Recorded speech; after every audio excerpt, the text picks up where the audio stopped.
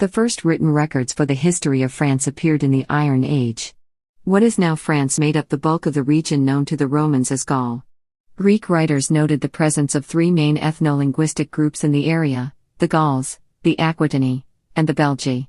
The Gauls, the largest and best attested group, were Celtic people speaking what is known as the Gaulish language. Over the course of the first millennium BC, the Greeks, Romans and Carthaginians established colonies on the Mediterranean coast and the offshore islands. The Roman Republic annexed southern Gaul as the province of Gallia Narbonensis in the late 2nd century BC, and Roman legions under Julius Caesar conquered the rest of Gaul in the Gallic Wars of 58 to 51 BC.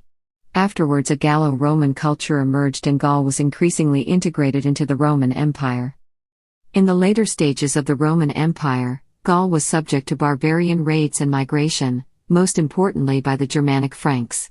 The Frankish king Clovis I united most of Gaul under his rule in the late 5th century, setting the stage for Frankish dominance in the region for hundreds of years. Frankish power reached its fullest extent under Charlemagne. The medieval kingdom of France emerged from the western part of Charlemagne's Carolingian Empire, known as West Francia, and achieved increasing prominence under the rule of the House of Capet, founded by Hugh Capet in 987. A succession crisis following the death of the last direct Capetian monarch in 1328 led to the series of conflicts known as the 100 Years' War between the House of Valois and the House of Plantagenet. The war formally began in 1337 following Philip VI's attempt to seize the Duchy of Aquitaine from its hereditary holder, Edward III of England, the Plantagenet claimant to the French throne. Despite early Plantagenet victories, including the capture and ransom of John II of France, fortunes turned in favor of the Valois later in the war.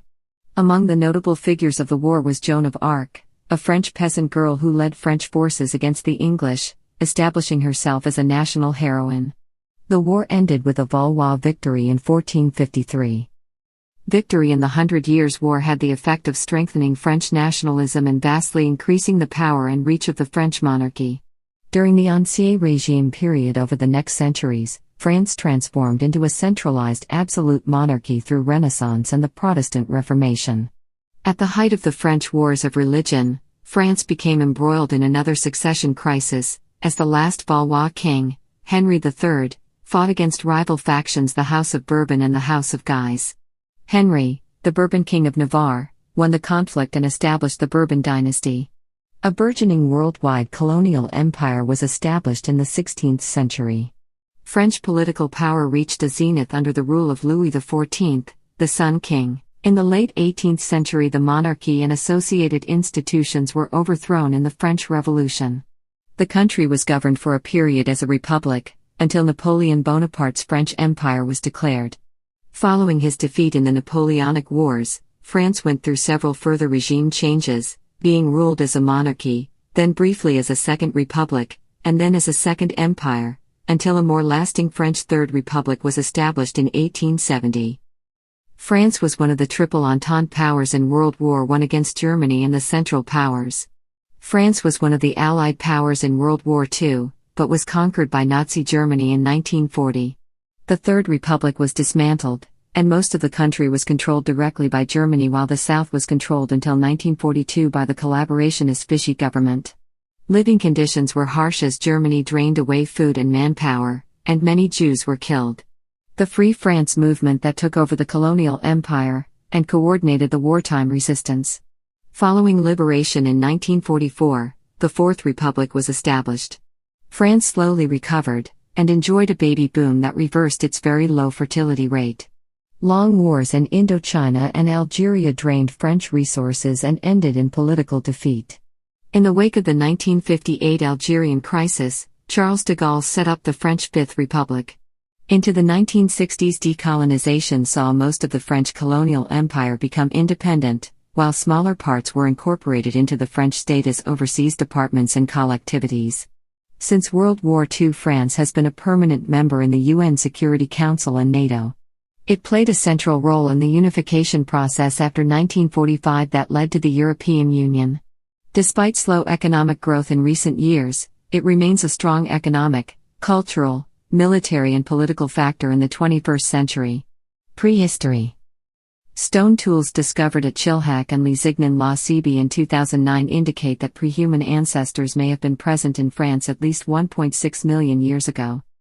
Neanderthals were present in Europe from about 400,000 BC, but died out about 30,000 years ago, possibly outcompeted by the modern humans during a period of cold weather. The earliest modern humans, Homo sapiens, entered Europe by 43,000 years ago. The cave paintings of Lascaux and Gurgos as well as the Carnac stones are remains of the local prehistoric activity. The first written records for the history of France appear in the Iron Age. What is now France made up the bulk of the region known to the Romans as Gaul.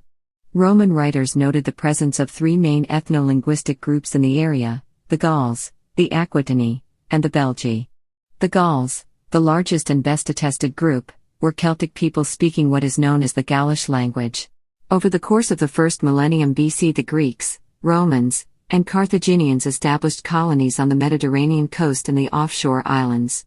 The Roman Republic annexed southern Gaul as the province of Gallia Narbonensis in the late 2nd century BC, and Roman forces under Julius Caesar conquered the rest of Gaul in the Gallic Wars of 58 to 51 BC. Afterwards, a Gallo-Roman culture emerged and Gaul was increasingly integrated into the Roman Empire. Ancient history.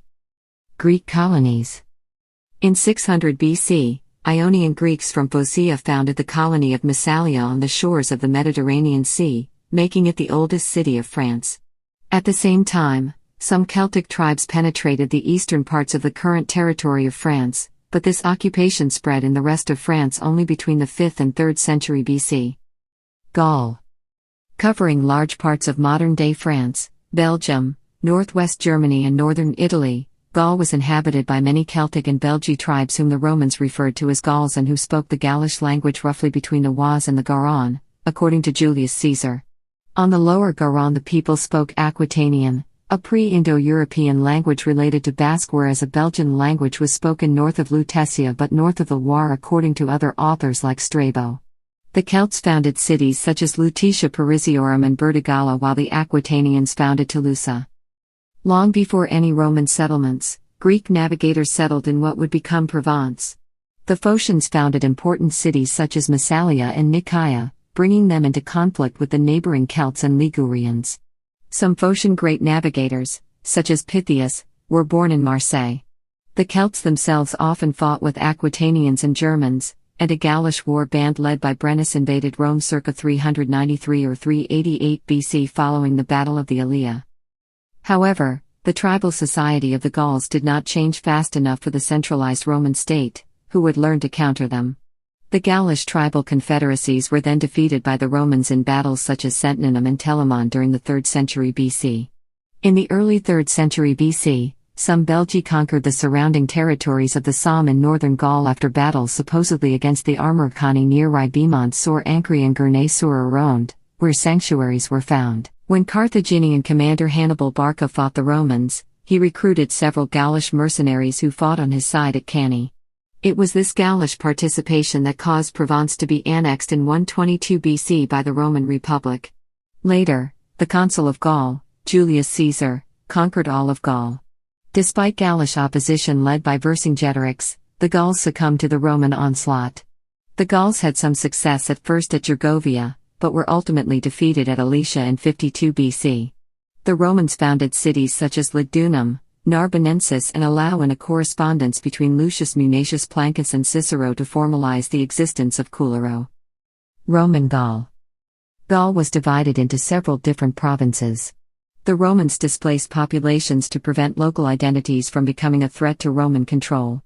Thus, many Celts were displaced in Aquitania or were enslaved and moved out of Gaul. There was a strong cultural evolution in Gaul under the Roman Empire, the most obvious one being the replacement of the Gaulish language by Vulgar Latin.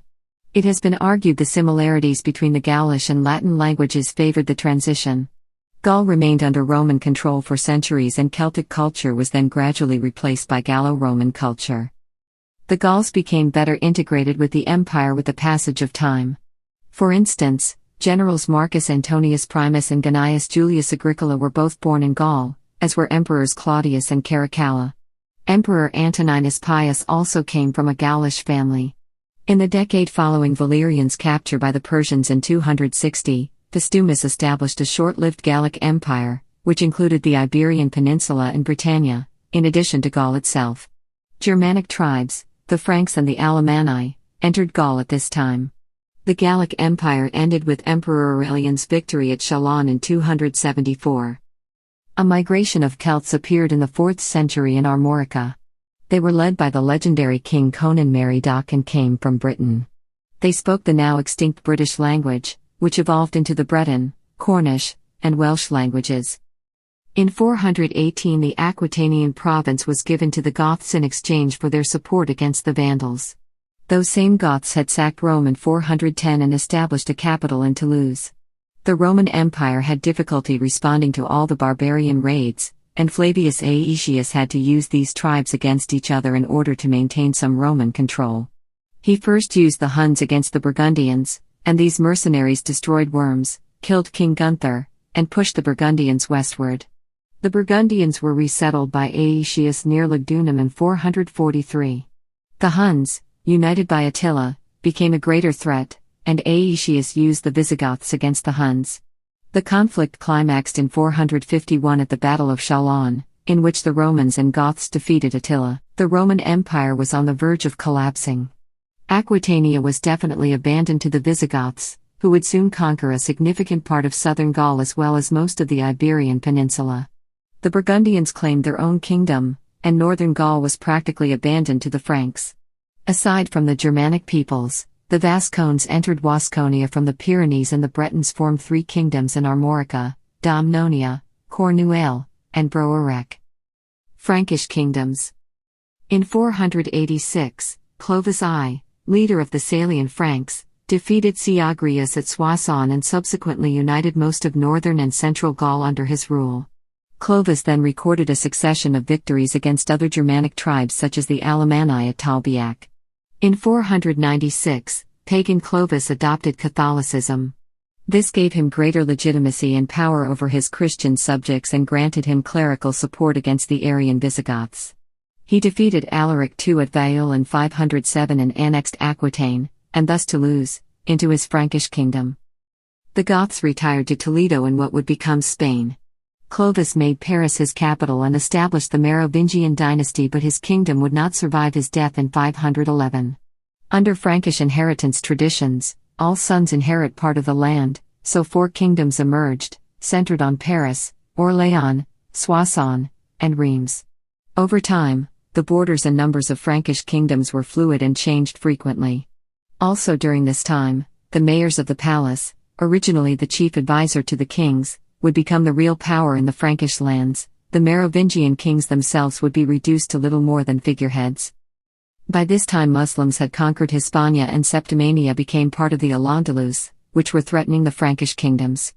Duke Odo the Great defeated a major invading force at Toulouse in 721 but failed to repel a raiding party in 732.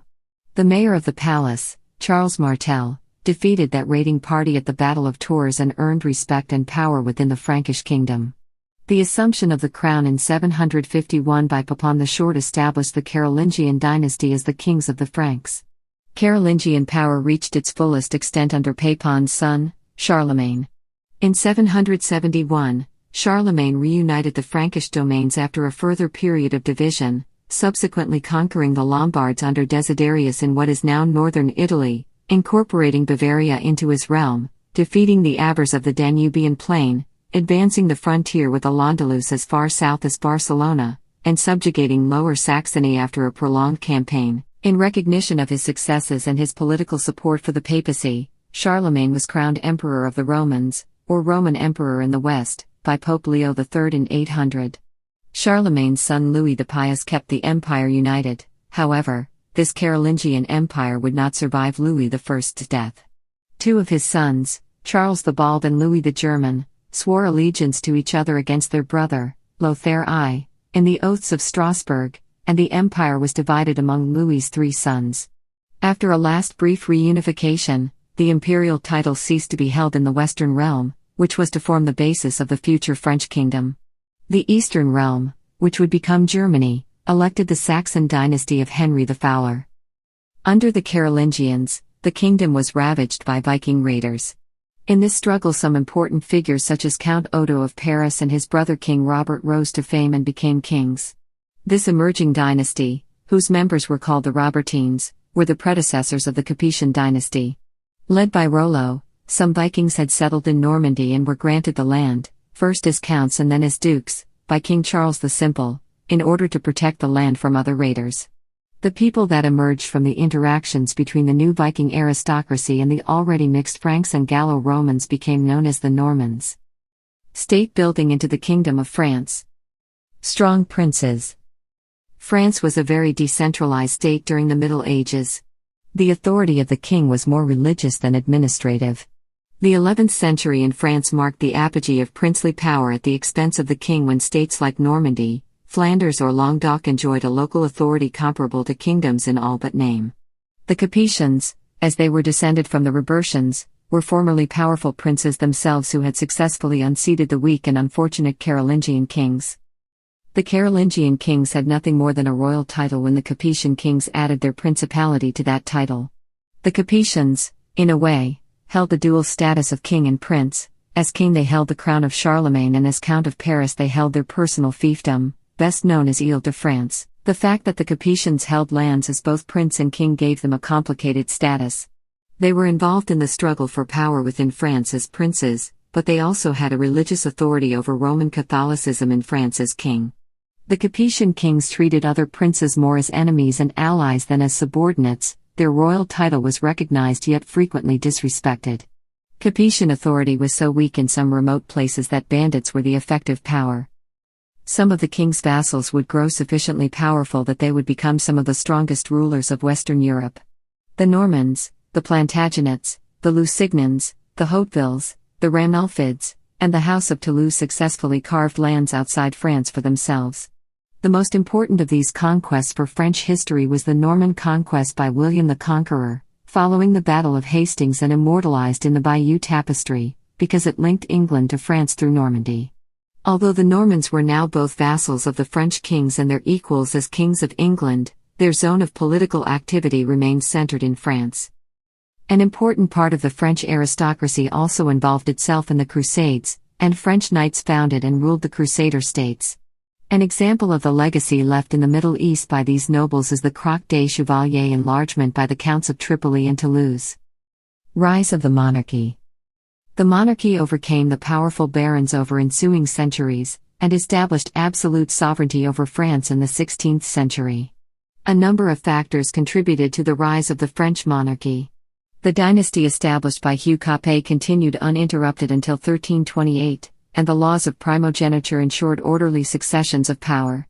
Secondly, the successors of Capet came to be recognized as members of an illustrious and ancient royal house and therefore socially superior to their politically and economically superior rivals. Thirdly, the Capetians had the support of the Church, which favored a strong central government in France. This alliance with the Church was one of the great enduring legacies of the Capetians. The First Crusade was composed almost entirely of Frankish princes. As time went on, the power of the king was expanded by conquests, seizures and successful feudal political battles. The history of France starts with the election of Hugh Capet by an assembly summoned in Reims in 987. Capet had been Duke of the Franks and then became King of the Franks. Hugh's lands extended little beyond the Paris basin. His political unimportance weighed against the powerful barons who elected him. Many of the king's vassals ruled over territories far greater than his own.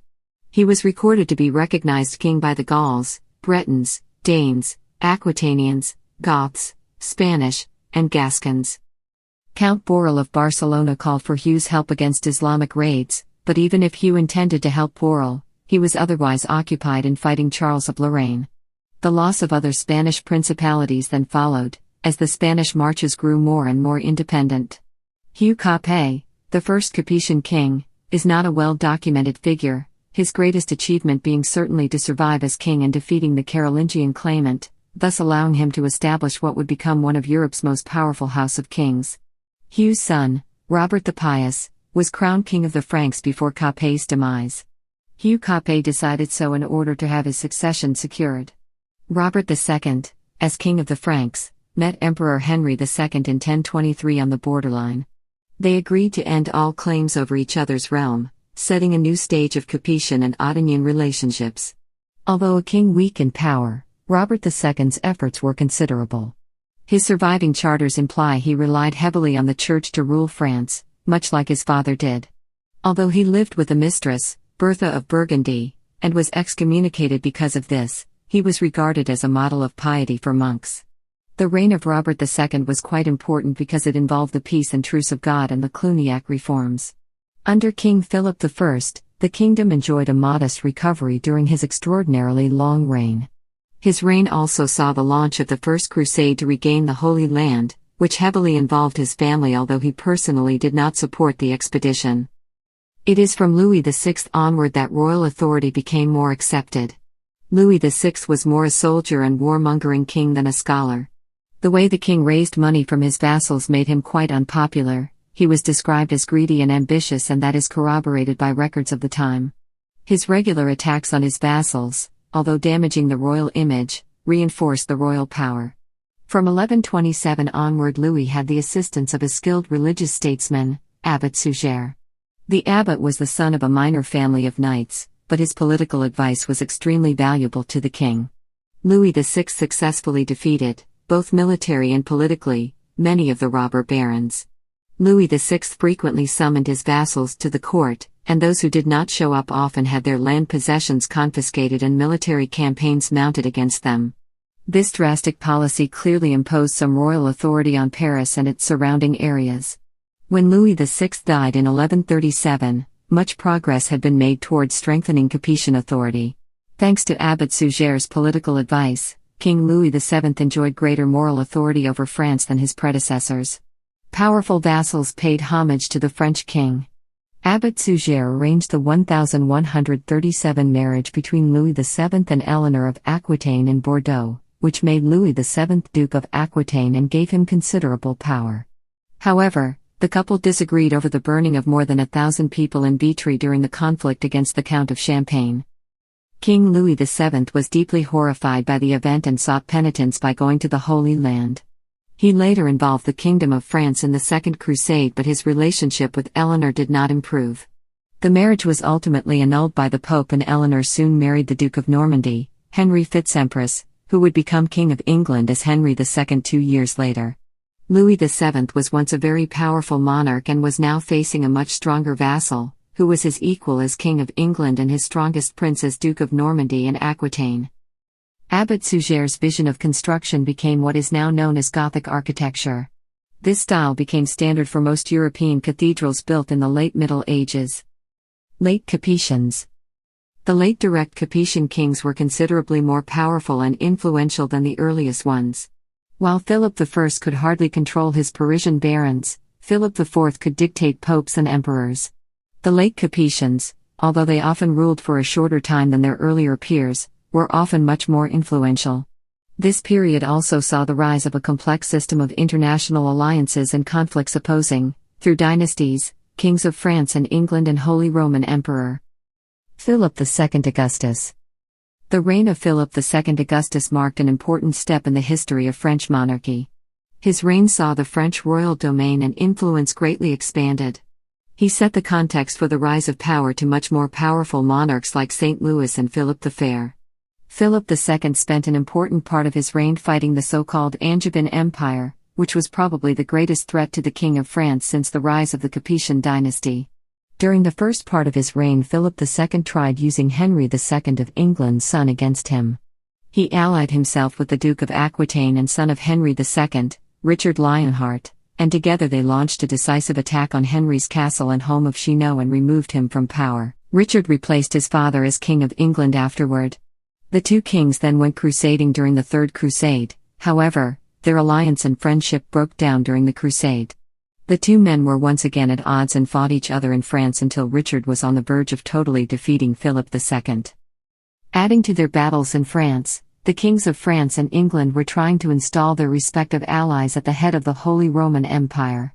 If Philip II Augustus supported Philip of Swabia, member of the House of Hohenstaufen, then Richard Lionheart supported Otto IV, member of the House of Welf. Otto IV had the upper hand and became the Holy Roman Emperor at the expense of Philip of Swabia. The crown of France was saved by Richard's demise after a wound he received fighting his own vassals in Limousin. John Lackland, Richard's successor, refused to come to the French court for a trial against the Lusignans and, as Louis VI had done often to his rebellious vassals, Philip II confiscated John's possessions in France. John's defeat was swift and his attempts to reconquer his French possession at the decisive Battle of Bouvines resulted in complete failure. Philip II had annexed Normandy and Anjou, plus capturing the Counts of Boulogne and Flanders, although Aquitaine and Gascony remained loyal to the Plantagenet king. In an additional aftermath of the Battle of Bouvines, John's ally Holy Roman Emperor Otto IV was overthrown by Frederick II, member of the House of Hohenstaufen and ally of Philip. Philip II of France was crucial in ordering Western European politics in both England and France. Philip Augustus founded the Sorbonne and made Paris a city for scholars. Prince Louis was involved in the subsequent English Civil War as French and English aristocracies were once one and were now split between allegiances. While the French kings were struggling against the Plantagenets, the Church called for the Albigensian Crusade. Southern France was then largely absorbed in the royal domains. St. Louis. France became a truly centralized kingdom under Louis IX. St. Louis has often been portrayed as a one-dimensional character, a flawless example of the faith and an administrative reformer who cared for the governed. However, his reign was far from perfect for everyone. He made unsuccessful crusades, his expanding administrations raised opposition, and he burned Jewish books at the Pope's urging. Louis had a strong sense of justice and always wanted to judge people himself before applying any sentence. This was said about Louis and French clergy asking for excommunications of Louis vassals. For it would be against God and contrary to right and justice if he compelled any man to seek absolution when the clergy were doing him wrong. Louis IX was only 12 years old when he became King of France. His mother, Blanche of Castile, was the effective power as regent. Blanche's authority was strongly opposed by the French barons, yet she maintained her position until Louis was old enough to rule by himself. In 1229 the king had to struggle with a long-lasting strike at the University of Paris. The Quartier Latin was strongly hit by these strikes. The kingdom was vulnerable, war was still going on in the county of Toulouse, and the royal army was occupied fighting resistance in Languedoc. Count Raymond VII of Toulouse finally signed the Treaty of Paris in 1229, in which he retained much of his lands for life, but his daughter, married to Count Alfonso of Poitou, produced him no heir, and so the county of Toulouse went to the King of France. King Henry III of England had not yet recognized the Capetian overlordship over Aquitaine and still hoped to recover Normandy and Anjou and reform the Angevin Empire. He landed in 1230 at Saint-Malo with a massive force. Henry III's allies in Brittany and Normandy fell down because they did not dare fight their king, who led the counterstrike himself. This evolved into the Santonge War. Ultimately, Henry III was defeated and had to recognize Louis IX's overlordship, although the King of France did not seize Aquitaine from Henry III. Louis IX was now the most important landowner of France, adding to his royal title. There was some opposition to his rule in Normandy, yet it proved remarkably easy to rule, especially compared to the county of Toulouse, which had been brutally conquered. The Conseil du Roi, which would evolve into the Parlement, was founded in these times. After his conflict with King Henry III of England, Louis established a cordial relation with the Plantagenet king. St. Louis also supported new forms of art such as Gothic architecture. His Sainte-Chapelle became a very famous Gothic building, and he is also credited for the Morgan Bible. The kingdom was involved in 2 crusades under St. Louis, the 7th Crusade and the 8th Crusade. Both proved to be complete failures for the French king. Philip III and Philip IV. Philip III became king when St. Louis died in 1270 during the 8th Crusade. Philip III was called the Bold on the basis of his abilities in combat and on horseback, and not because of his character or ruling abilities. Philip III took part in another crusading disaster, the Aragonese Crusade, which cost him his life in 1285. More administrative reforms were made by Philip IV, also called Philip the Fair. This king was responsible for the end of the Knights Templar, signed the Auld Alliance, and established the Parlement of Paris. Philip IV was so powerful that he could name popes and emperors, unlike the early Capetians. The papacy was moved to Avignon and all the contemporary popes were French, such as Philip IV's puppet Bertrand de Goth, Pope Clement V. Early Valois kings and the Hundred Years' War. The tensions between the houses of Plantagenet and Capet climaxed during the so-called Hundred Years' War when the Plantagenets claimed the throne of France from the Valois.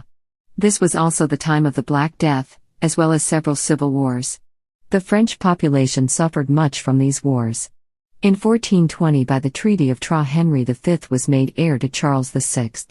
Henry V failed to outlive Charles, so it was Henry VI of England and France who consolidated the dual monarchy of England and France. It has been argued that the difficult conditions the French population suffered during the Hundred Years' War awakened French nationalism, a nationalism represented by Joan of Arc. Although this is debatable, the Hundred Years' War is remembered more as a Franco-English war than as a succession of feudal struggles. During this war, France evolved politically and militarily. Although a Franco-Scottish army was successful at the Battle of Beaujeu, the humiliating defeats of Poitiers and Agincourt forced the French nobility to realize they could not stand just as armored knights without an organized army. Charles VII established the first French standing army, the Compagnies d'Ordonnance, and defeated the Plantagenets once at Patay and again, using cannons, at Formigny. The Battle of Castellon was the last engagement of this war. Calais and the Channel Islands remained ruled by the Plantagenets. Early modern France. Life in the early modern period. French identity. France in the Ancien Regime covered a territory of around 520,000 square kilometers. This land supported 13 million people in 1484 and 20 million people in 1700. France had the second largest population in Europe, around 1,700. Britain had 5 million, Spain had 8 million, and the Austrian Habsburgs had around 8 million. Russia was the most populated European country at the time. France's lead slowly faded after 1700, as other countries grew faster. The sense of being French was uncommon in 1500, as people clung to their local identities. By 1600, however, people were starting to call themselves Bon François. Estates and power. Political power was widely dispersed. The law courts were powerful, especially that of France. However, the king had only about 10,000 officials in royal service, very few indeed for such a large country, and with very slow internal communications over an inadequate road system. Travel was usually faster by ocean ship or riverboat. The different estates of the realm, the clergy, the nobility, and commoners, occasionally met together in the Estates General, but in practice the Estates General had no power, for it could petition the king but could not pass laws. The Catholic Church controlled about 40% of the wealth, tied up in long-term endowments that could be added to but not reduced. The king nominated bishops, but typically had to negotiate with noble families that had close ties to local monasteries and church establishments. The nobility came second in terms of wealth, but there was no unity. Each noble had his own lands, his own network of regional connections, and his own military force. The cities had a quasi-independent status, and were largely controlled by the leading merchants and guilds. Paris was by far the largest city with 220,000 people in 1547 and a history of steady growth. Lyon and Rouen each had about 40,000 population, but Lyon had a powerful banking community, a vibrant culture and good access to the Mediterranean Sea. Bordeaux was next with only 20,000 population in 1500. Peasants made up the vast majority of population, who in many cases had well-established rights that the authorities had to respect. In 1484, about 97% of France's 13 million people lived in rural villages. In 1700, at least 80% of the 20 million people population were peasants. In the 17th century, peasants had ties to the market economy, provided much of the capital investment necessary for agricultural growth, and frequently moved from village to village. Geographic mobility, directly tied to the market and the need for investment capital, was the main path to social mobility. The stable core of French society, town guildspeople and village laborers, included cases of staggering social and geographic continuity, but even this core required regular renewal. Accepting the existence of these two societies, the constant tension between them, and extensive geographic and social mobility tied to a market economy holds the key to a clearer understanding of the evolution of the social structure, economy, and even political system of early modern France. The Annales school paradigm underestimated the role of the market economy, failed to explain the nature of capital investment in the rural economy, and grossly exaggerated social stability. Language. Main article, Histo. Although most peasants in France spoke local dialects, an official language emerged in Paris, and the French language became the preferred language of Europe's aristocracy and the lingua franca of diplomacy and international relations. Holy Roman Emperor Charles V quipped, "I speak Spanish to God, Italian to women, French to men, and German to my horse." Because of its international status, there was a desire to regulate the French language. Several reforms of the French language worked to make it more uniform. The Renaissance writer François Rabelais helped to shape French as a literary language. Rabelais' French is characterized by the reintroduction of Greek and Latin words. Jacques Pelletier du Mans was one of the scholars who reformed the French language. He improved Nicolas Chuquet's long scale system by adding names for intermediate numbers. Consolidation. With the death in 1477 of Charles the Bold, France and the Habsburgs began a long process of dividing his rich Burgundian lands, leading to numerous wars. In 1532, Brittany was incorporated into the Kingdom of France. France engaged in the long Italian Wars, which marked the beginning of early modern France. Francis I faced powerful foes, and he was captured at Pavia. The French monarchy then sought for allies and found one in the Ottoman Empire. The Ottoman admiral Barbarossa captured Nice in 1543 and handed it down to Francis I. During the 16th century, the Spanish and Austrian Habsburgs were the dominant power in Europe. The many domains of Charles V encircled France. The Spanish tercio was used with great success against French knights. Finally, on January 7, 1558, the Duke of Guise seized Calais from the English. Beautiful 16th century. Economic historians call the era from about 1475 to 1630 the beautiful 16th century because of the return of peace, prosperity and optimism across the nation, and the steady growth of population. Paris, for example, flourished as never before, as its population rose to 200,000 by 1550. In Toulouse, the Renaissance of the 16th century brought wealth that transformed the architecture of the town, such as building of the great aristocratic houses. In 1559, Henri II of France signed two treaties, one with Elizabeth I of England and one with Philip II of Spain. This ended long-lasting conflicts between France, England, and Spain. Protestant Huguenots and Wars of Religion. The Protestant Reformation, inspired in France mainly by John Calvin, began to challenge the legitimacy and rituals of the Catholic Church. It reached an elite audience. Calvin, based securely in Geneva, Switzerland, was a Frenchman deeply committed to reforming his homeland. The Protestant movement had been energetic, but lacked central organizational direction. With financial support from the Church in Geneva, Calvin turned his enormous energies toward uplifting the French Protestant cause. As one historian explains, he supplied the dogma, the liturgy, and the moral ideas of the new religion, and he also created ecclesiastical, political, and social institutions in harmony with it. A born leader, he followed up his work with personal appeals. His vast correspondence with French Protestants shows not only much zeal but infinite pains and considerable tact in driving home the lessons of his printed treatises. Between 1555 and 1562, more than 100 ministers were sent to France.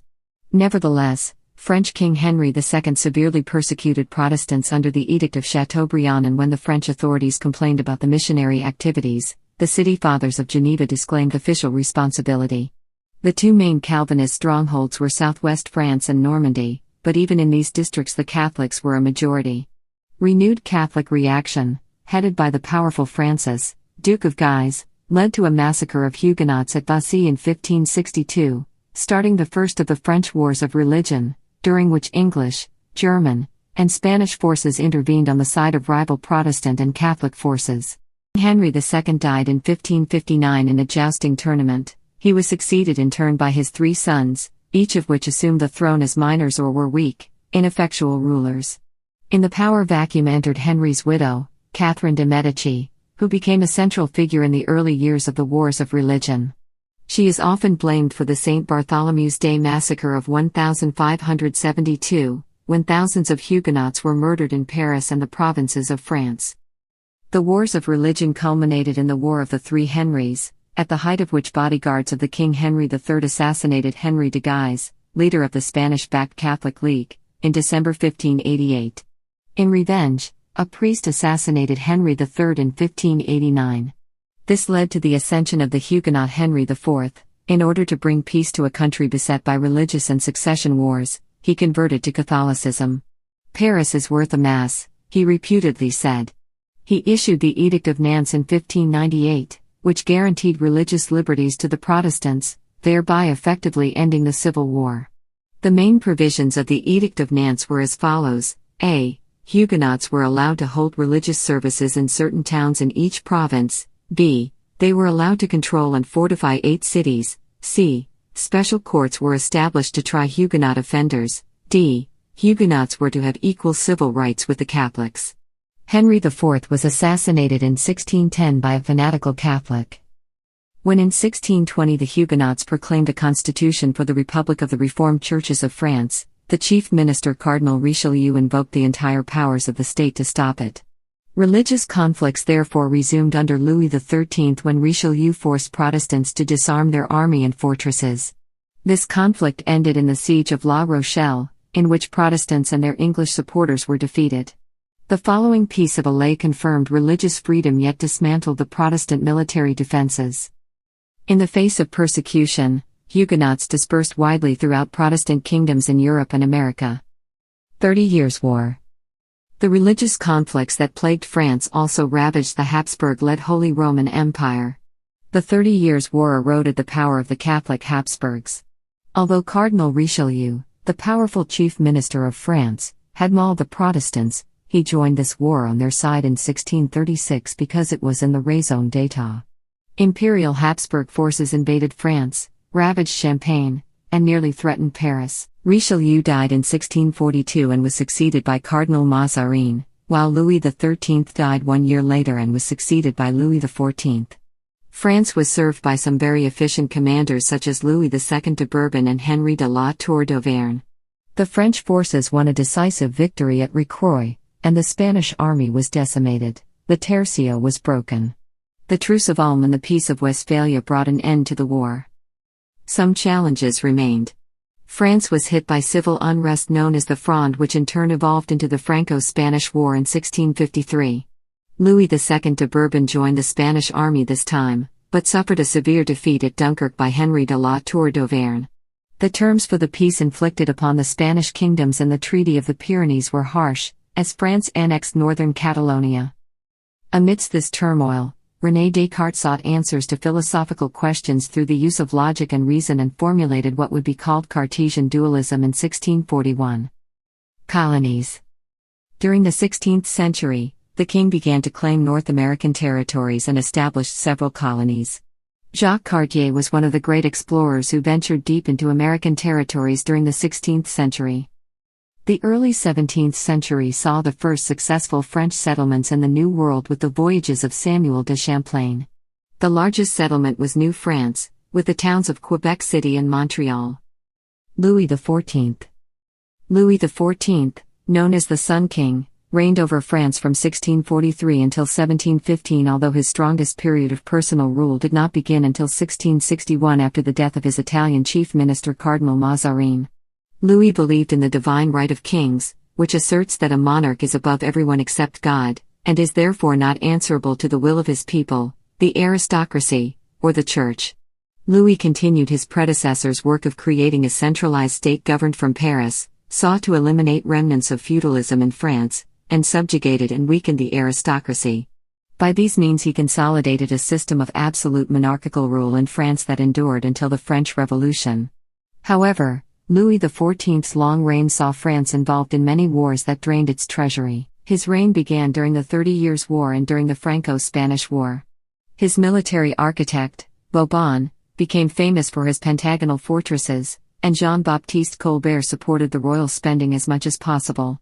French-dominated League of the Rhine fought against the Ottoman Turks at the Battle of St. Gotthard in 1664.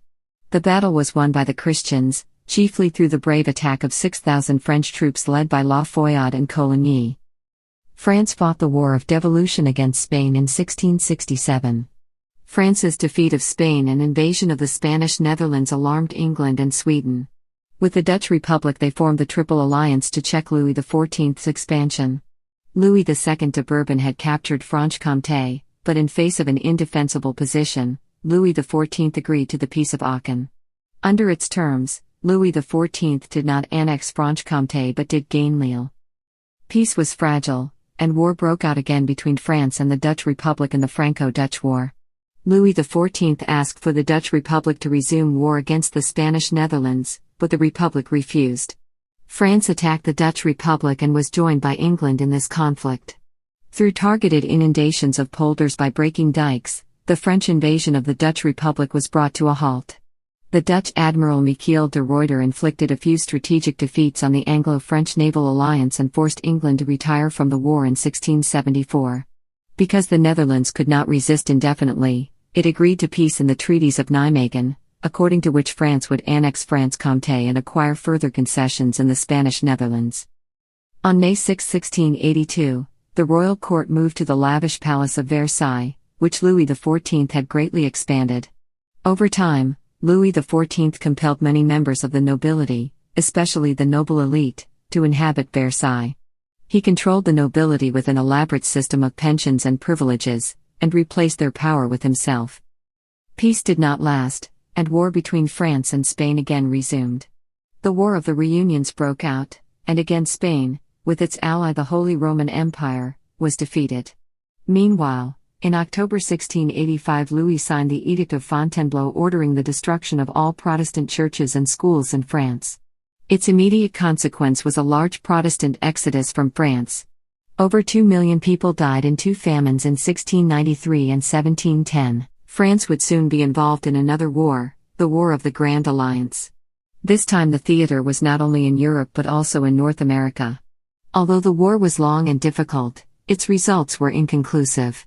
The Treaty of Ryswick in 1697 confirmed French sovereignty over Alsace, yet rejected its claims to Luxembourg. Louis also had to evacuate Catalonia and the Palatinate. This peace was considered a truce by all sides, thus war was to start again. In 1701 the War of the Spanish Succession began.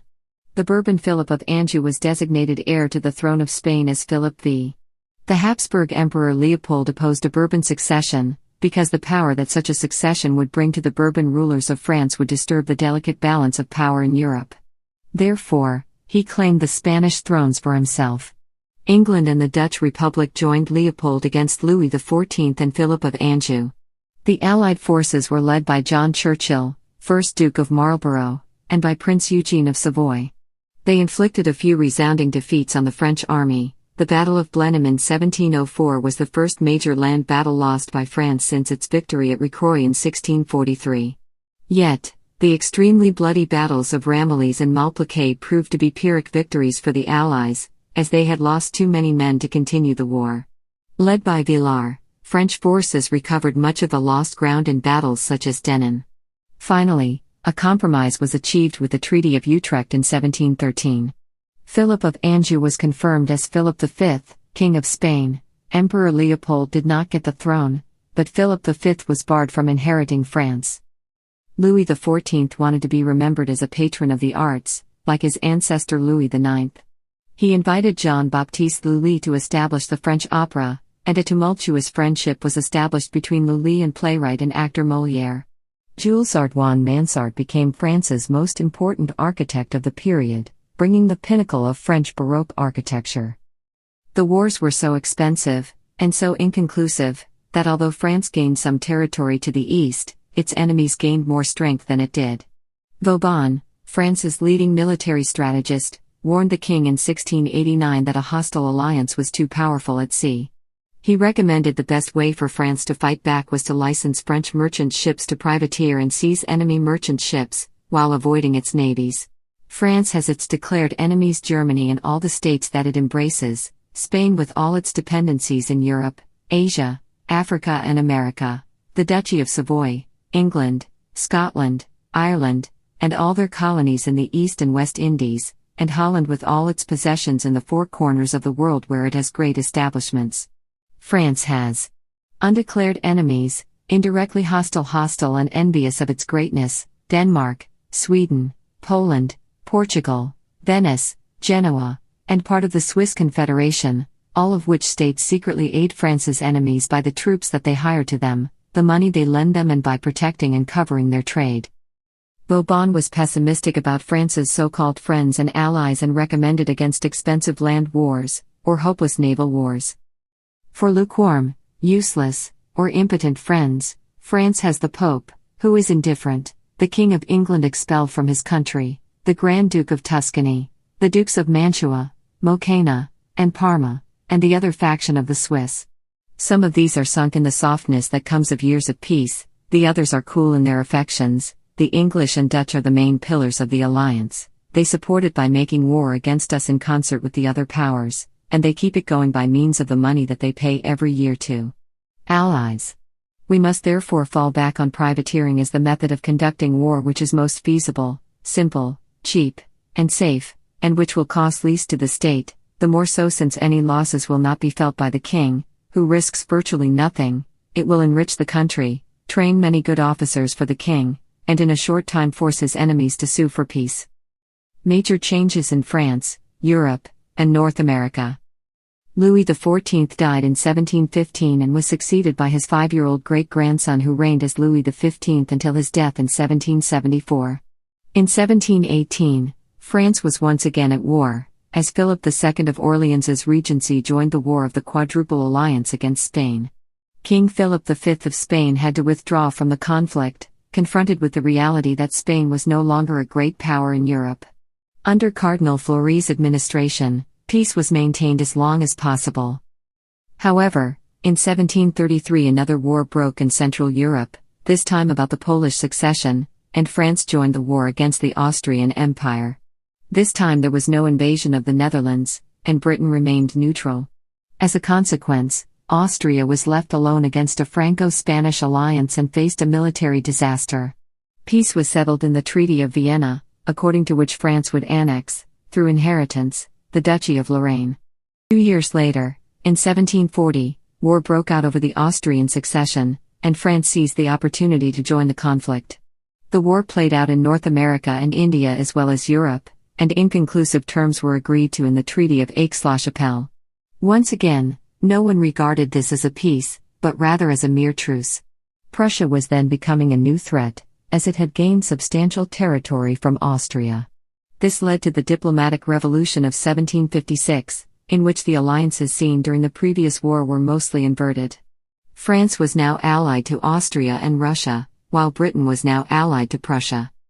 In the North American theater, France was allied with various Native American peoples during the 7 Years' War and, despite a temporary success at the battles of the Great Meadows and Monongahela, French forces were defeated at the disastrous Battle of the Plains of Abraham in Quebec.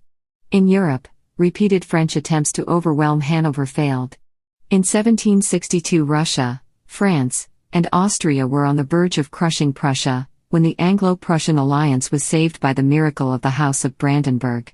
At sea, naval defeats against British fleets at Lagos and Quiberon Bay in 1759 and a crippling blockade forced France to keep its ships in port. Finally peace was concluded in the Treaty of Paris, and France lost its North American empire. Britain's success in the 7 Years' War had allowed them to eclipse France as the leading colonial power. France sought revenge for this defeat, and under Choiseul France started to rebuild. In 1766 the French kingdom annexed Lorraine and then the following year bought Corsica from Genoa. Having lost its colonial empire, France saw a good opportunity for revenge against Britain in signing an alliance with the Americans in 1778, and sending an army and navy that turned the American Revolution into a world war. Spain, allied to France by the Family Compact, and the Dutch Republic also joined the war on the French side. Admiral de Grasse defeated a British fleet at Chesapeake Bay while Jean-Baptiste Donatien de Weimar, Comte de Rochambeau and Gilbert du Motier, Marquis de Lafayette joined American forces in defeating the British at Yorktown. The war was concluded by the Treaty of Paris. The United States became independent. The British Royal Navy scored a major victory over France in 1782 at the Battle of the Sant, and France finished the war with huge debts and the minor gain of the island of Tobago. French Enlightenment. The philosophes were 18th-century French intellectuals who dominated the French Enlightenment and were influential across Europe.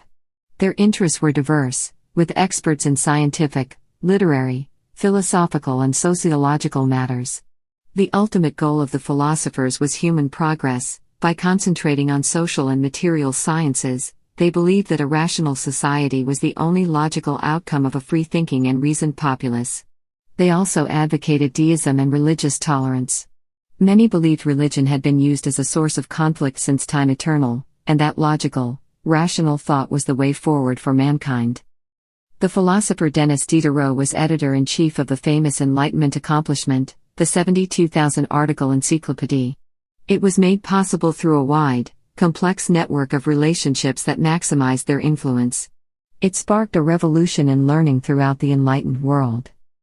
In the early part of the 18th century, the movement was dominated by Voltaire and Montesquieu, but the movement grew in momentum as the century moved on. Overall, the philosophers were inspired by the thoughts of René Descartes, the skepticism of the Libertine, and the popularization of science by Bernard de Fontenelle. Sectarian dissensions within the Church, the gradual weakening of the absolute monarch, and the numerous wars of Louis XIV allowed their influence to spread.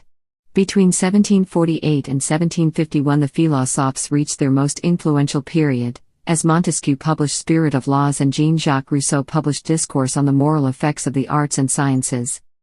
The leader of the French Enlightenment and a writer of enormous influence across Europe was Voltaire. His many books included poems and plays, works of satire, books on history, science, and philosophy, including numerous contributions to the Encyclopédie, and an extensive correspondence. A witty, tireless antagonist to the alliance between the French state and the Church, he was exiled from France on a number of occasions. In exile in England, he came to appreciate British thought and he popularized Isaac Newton in Europe. Astronomy, chemistry, mathematics and technology flourished. French chemists such as Antoine Lavoisier worked to replace the archaic units of weights and measures by a coherent scientific system. Lavoisier also formulated the law of conservation of mass and discovered oxygen and hydrogen. Revolutionary France. Background of the French Revolution.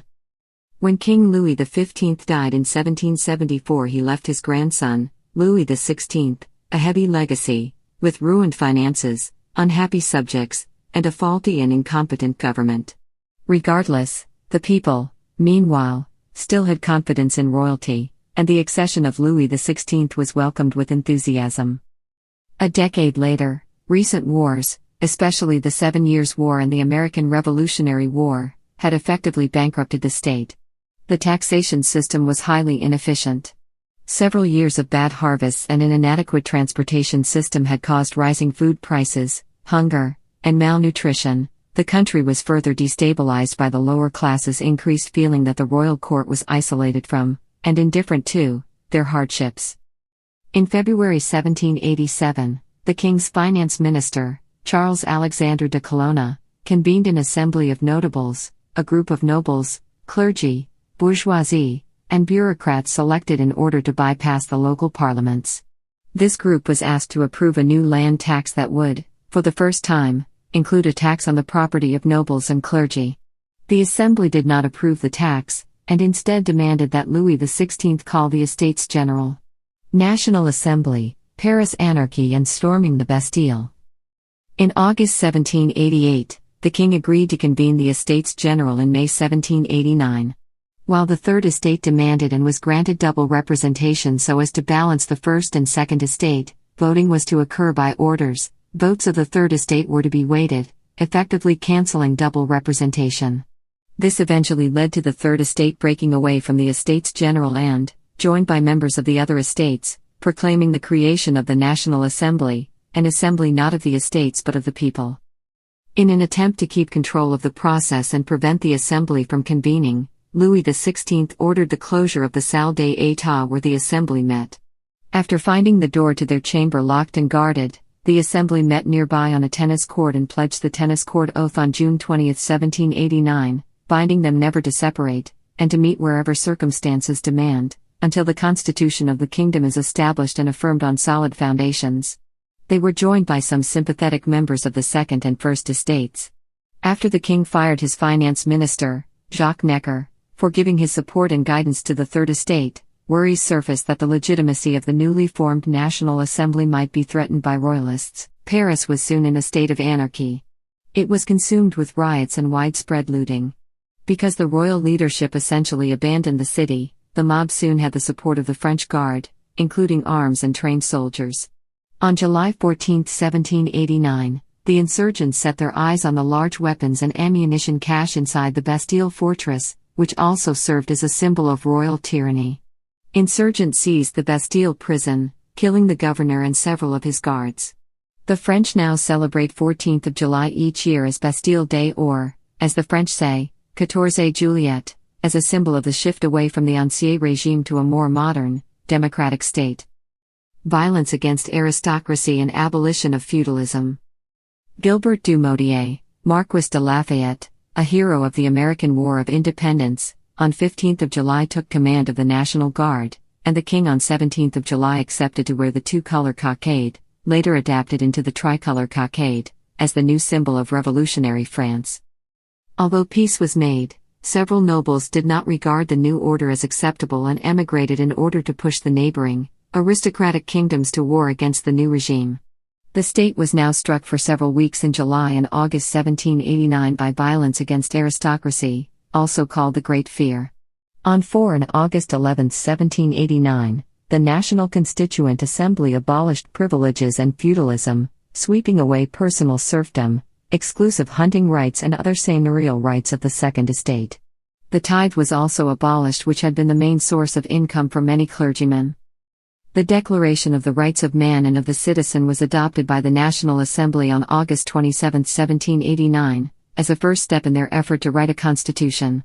Considered to be a precursor to modern international rights instruments and using the U.S. Declaration of Independence as a model, it defined a set of individual rights and collective rights of all of the estates as one.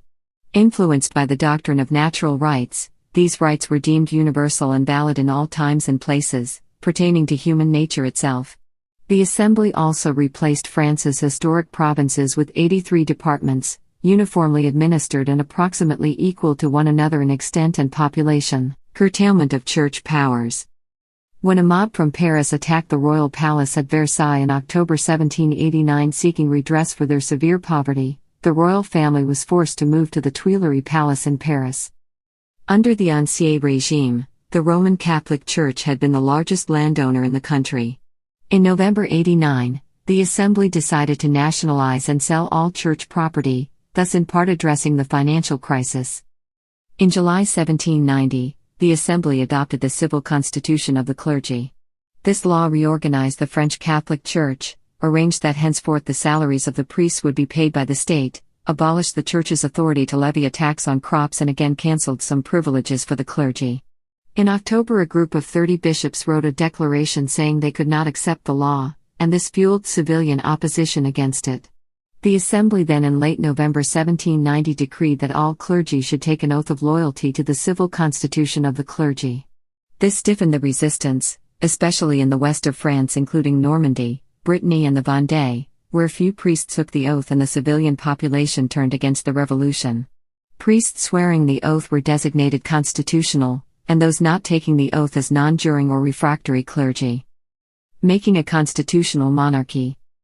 In June 1791, the royal family secretly fled Paris in disguise for Varennes near France's northeastern border in order to seek royalist support the king believed he could trust, but they were soon discovered en route.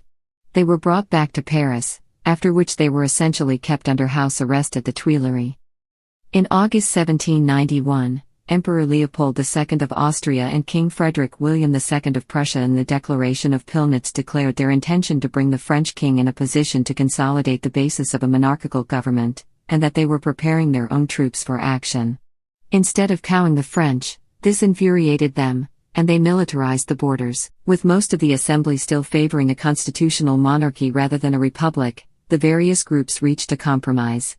Under the Constitution of September 3, 1791, France would function as a constitutional monarchy with Louis XVI as little more than a figurehead. The king had to share power with the elected Legislative Assembly, although he still retained his royal veto and the ability to select ministers. He had perforce to swear an oath to the Constitution, and a decree declared that retracting the oath, heading an army for the purpose of making war upon the nation or permitting anyone to do so in his name would amount to de facto abdication. War and internal uprisings. On October 1, 1791, the Legislative Assembly was formed, elected by those 4 million men, out of a population of 25 million, who paid a certain minimum amount of taxes. A group of assembly members who propagated war against Austria and Prussia was, after a remark by politician Maximilien Robespierre, henceforth designated the Girondins, although not all of them really came from the southern province of Gironde. A group around Robespierre, later called Montagnards or Jacobins, pleaded against war. This opposition between those groups would harden and become bitter in the next 1.5 years. In response to the threat of war of August 1791 from Austria and Prussia, leaders of the Assembly saw such a war as a means to strengthen support for their revolutionary government, and the French people as well as the Assembly thought that they would win a war against Austria and Prussia. On April 20, 1792, France declared war on Austria. Late April 1792, France invaded and conquered the Austrian Netherlands. Nevertheless, in the summer of 1792, all of Paris was against the king, and hoped that the Assembly would depose the king, but the Assembly hesitated. At dawn of August 10, 1792, a large, angry crowd of Parisians and soldiers from all over France marched on the Tuileries Palace where the king resided. Around 8 a.m. the king decided to leave his palace and seek safety with his wife and children in the assembly that was gathered in permanent session in Salle du Manège opposite to the Tuileries. After 11 a.m., the assembly temporarily relieved the king from his task. In reaction, on 19 August an army under Prussian General Duke of Brunswick invaded France and besieged Linguy. Late August 1792, elections were held, now under male universal suffrage, for the new National Convention.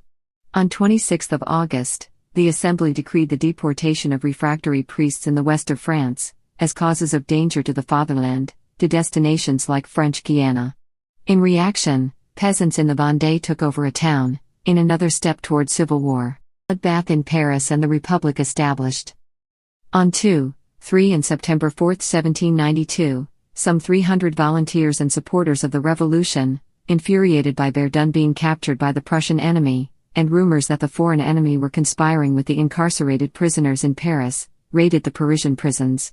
Jean-Paul Marat had called for preemptive action and between 1,200 and 1,400 prisoners were murdered within 20 hours, many of them Catholic nonjuring priests but also aristocrats, forgers and common criminals. In an open letter on 3 September the radical Marat incited the rest of France to follow the Parisian example. Danton and Robespierre kept a low profile in regard to the murder orgy.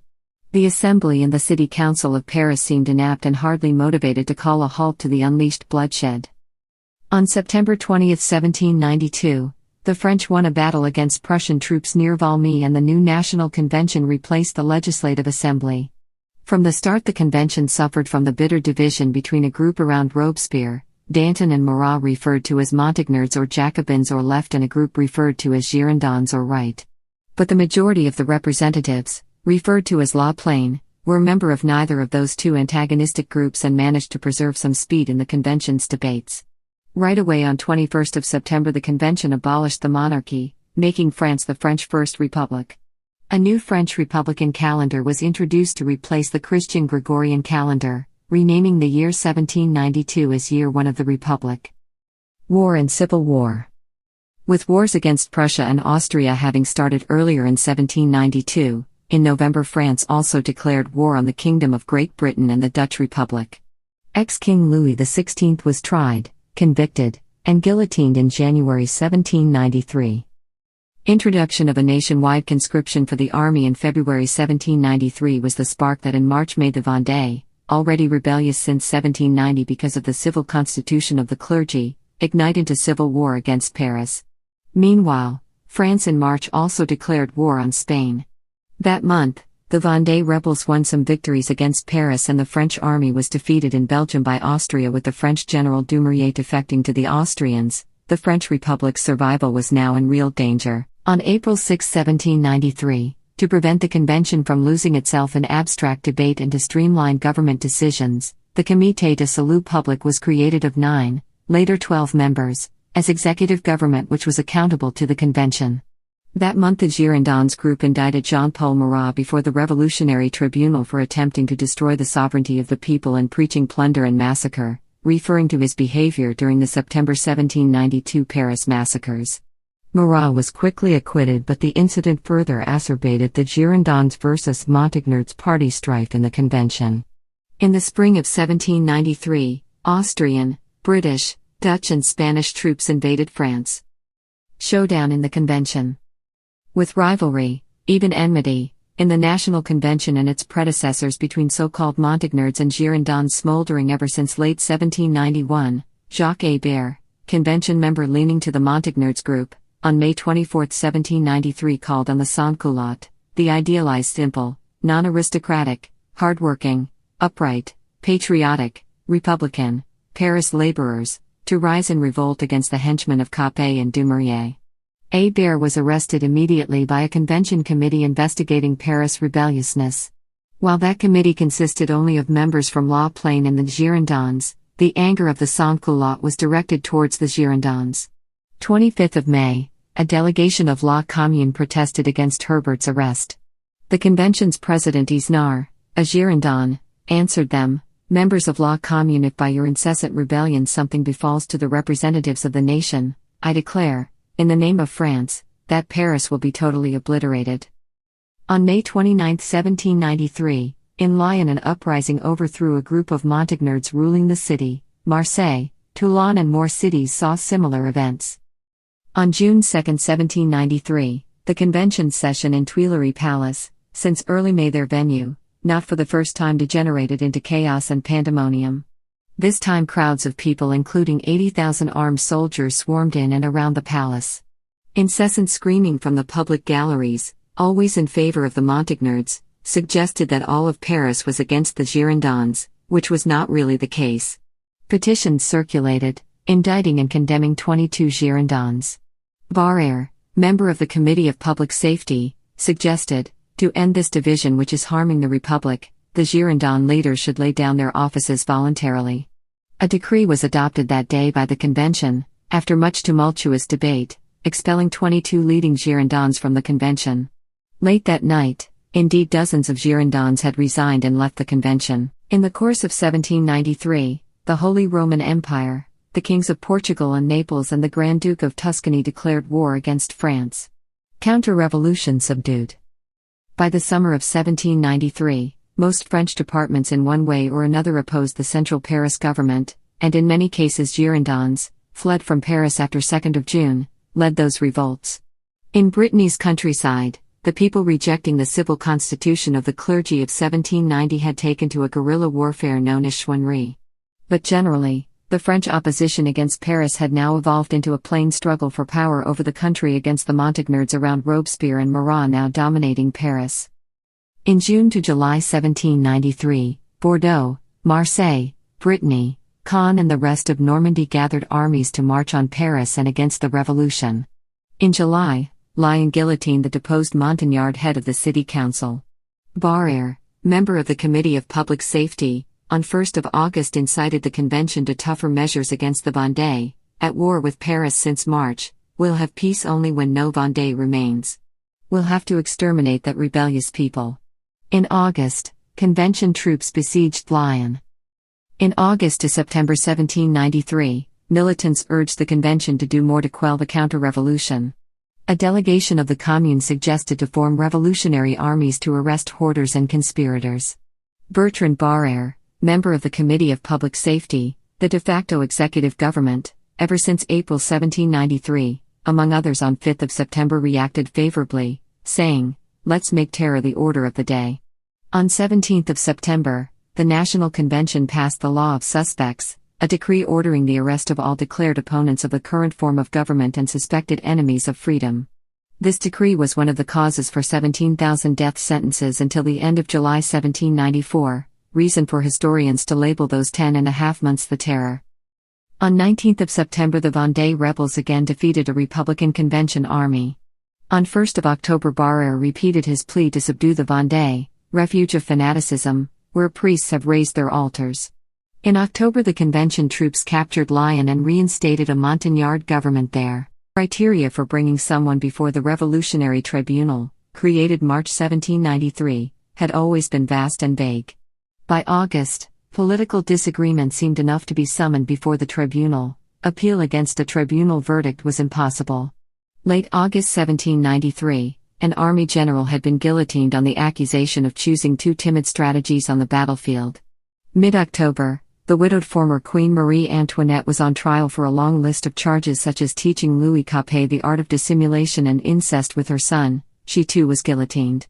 In October, 21 former Girondins convention members who hadn't left Paris after June were convicted to death and executed, on the charge of verbally supporting the preparation of an insurrection in Caen by fellow Girondins. October 17, 1793. The Blue Republican Army near Cholet defeated the White Vendean insubordinate army, and all surviving Vendée residents, counting in tens of thousands, fled over the River Loire north into Brittany. A convention's representative on mission in Nantes, commissioned in October to pacify the region, did so by simply drowning prisoners in the River Loire. Until February 1794 he drowned at least 4,000. By November 1793, the revolts in Normandy, Bordeaux and Lyon were overcome. In December also that in Toulon. 2 representatives on mission sent to punish Lyon between November 1793 and April 1794 executed 2,000 people by guillotine or firing squad. The Vendean army, since October roaming through Brittany on December 12, 1793, again ran up against Republican troops and saw 10,000 of its rebels perish, meaning the end of this once threatening army. Some historians claim that after that defeat, Convention Republic armies in 1794 massacred 117,000 Vendean civilians to obliterate the Vendean people, but others contest that claim. Some historians consider the Civil War to have lasted until 1796 with a toll of 450,000 lives. Death sentencing politicians. Maximilien Robespierre, since July 1793 member of the Committee of Public Prosperity, on February 5, 1794, in a speech in the convention identified Jacques Hébert and his faction as internal enemies working toward the triumph of tyranny. After a dubious trial, Hébert and some allies were guillotined in March. On 5 April, again at the instigation of Robespierre, Danton and 13 associated politicians were executed. A week later again 19 politicians. This hushed the convention deputies. If henceforth they disagreed with Robespierre, they hardly dared to speak out. A law enacted on June 10, 1794 further streamlined criminal procedures. If the Revolutionary Tribunal saw sufficient proof of someone being an enemy of the people, a counsel for defense would not be allowed. The frequency of guillotine executions in Paris now rose from on average 3 a day to an average of 29 a day. Meanwhile, France's external wars were going well, with victories over Austrian and British troops in May and June 1794 opening up Belgium for French conquest. However, cooperation within the Committee of Public Safety, since April 1793 the de facto executive government, started to break down. On June 29, 1794, 3 colleagues of Robespierre at the committee called him a dictator in his face. Robespierre, baffled, left the meeting. This encouraged other convention members to also defy Robespierre. On 26 July, a long and vague speech of Robespierre wasn't met with thunderous applause as usual but with hostility. Some deputies yelled that Robespierre should have the courage to say which deputies he deemed necessary to be killed next, which Robespierre refused to do. In the convention session of July 27, 1794, Robespierre and his allies hardly managed to say a word as they were constantly interrupted by a row of critics such as Tallien, Billaud-Varenne, Baudier, Barrère and acting President Thuriot. Finally, even Robespierre's own voice failed on him. It faltered at his last attempt to beg permission to speak. A decree was adopted to arrest Robespierre, Sonjou and Couthon. 28 July, they and 19 others were beheaded. 29 July, again 70 Parisians were guillotined. Subsequently, the law of 22 Prairial was repealed, and the Girondins expelled from the convention in June 1793, if not dead yet, were reinstated as convention deputies. Disregarding the working classes. After July 1794, most civilians henceforth ignored the Republican calendar and returned to the traditional 7-day weeks. The government, in a law of February 21, 1795, set steps of return to freedom of religion and reconciliation with the since 1790 refractory Catholic priests, but any religious signs outside churches or private homes, such as crosses, clerical garb, bell ringing, remained prohibited. When the people's enthusiasm for attending church grew to unexpected levels, the government backed out and in October 1795 again, like in 1790, required all priests to swear oaths on the Republic. In the very cold winter of 1794-95, with the French army demanding more and more bread, same was getting scarce in Paris as was wood to keep houses warm, and in an echo of the October 1789 March on Versailles, on April 1, 1795 a mostly female crowd marched on the convention calling for bread. But no convention members sympathized, they just told the women to return home. Again in May a crowd of 20,000 men and 40,000 women invaded the convention and even killed a deputy in the halls, but again they failed to make the convention take notice of the needs of the lower classes. Instead, the convention banned women from all political assemblies, and deputies who had solidarized with this insurrection were sentenced to death. Such allegiance between parliament and street fighting was no longer tolerated. Late 1794, France conquered present-day Belgium. In January 1795 they subdued the Dutch Republic with full consent and cooperation of the influential Dutch patriot Ten de Weijing, resulting in the Batavian Republic, a satellite and puppet state of France. In April 1795, France concluded a peace agreement with Prussia. Later that year peace was agreed with Spain. Fighting Catholicism and Royalism. In October 1795, the Republic was reorganized, replacing the one-chamber parliament by a bicameral system, the first chamber called the Council of 500 initiating the laws, the second the Council of Elders reviewing and approving or not the passed laws. Each year, one-third of the chambers was to be renewed. The executive power lay with 5 directors, hence the name Directory for this form of government, with a 5-year mandate, each year one of them being replaced. The early directors did not much understand the nation they were governing, they especially had an innate inability to see Catholicism as anything else than counter-revolutionary and royalist. Local administrators had a better sense of people's priorities, and one of them wrote to the Minister of the Interior, "Give back the crosses, the church bells, the Sundays, and everyone will cry, Vive la République." Armies in 1796 advanced into Germany, Austria, and Italy. In 1797, France conquered Rhineland, Belgium and much of Italy, and unsuccessfully attacked Wales. Parliamentary elections in the spring of 1797 resulted in considerable gains for the Royalists. This frightened the Republican directors and they staged a coup d'état on September 4, 1797 to remove 2 supposedly pro-Royalist directors and some prominent Royalists from both councils. The new, corrected government, still strongly convinced that Catholicism and Royalism were equally dangerous to the Republic, started a fresh campaign to promote the Republican calendar officially introduced in 1792, with its 10-day week, and tried to hallow the 10th day, Decady, as substitute for the Christian Sunday. Not only citizens opposed and even mocked such decrees, also local government officials refused to enforce such laws. France was still waging wars, in 1798 in Egypt, Switzerland, Rome, Ireland, Belgium and against the USA, in 1799 in Baden-Württemberg. In 1799, when the French armies abroad experienced some setbacks, the newly chosen Director Sieyès considered a new overhaul necessary for the Directory's form of government because in his opinion it needed a stronger executive.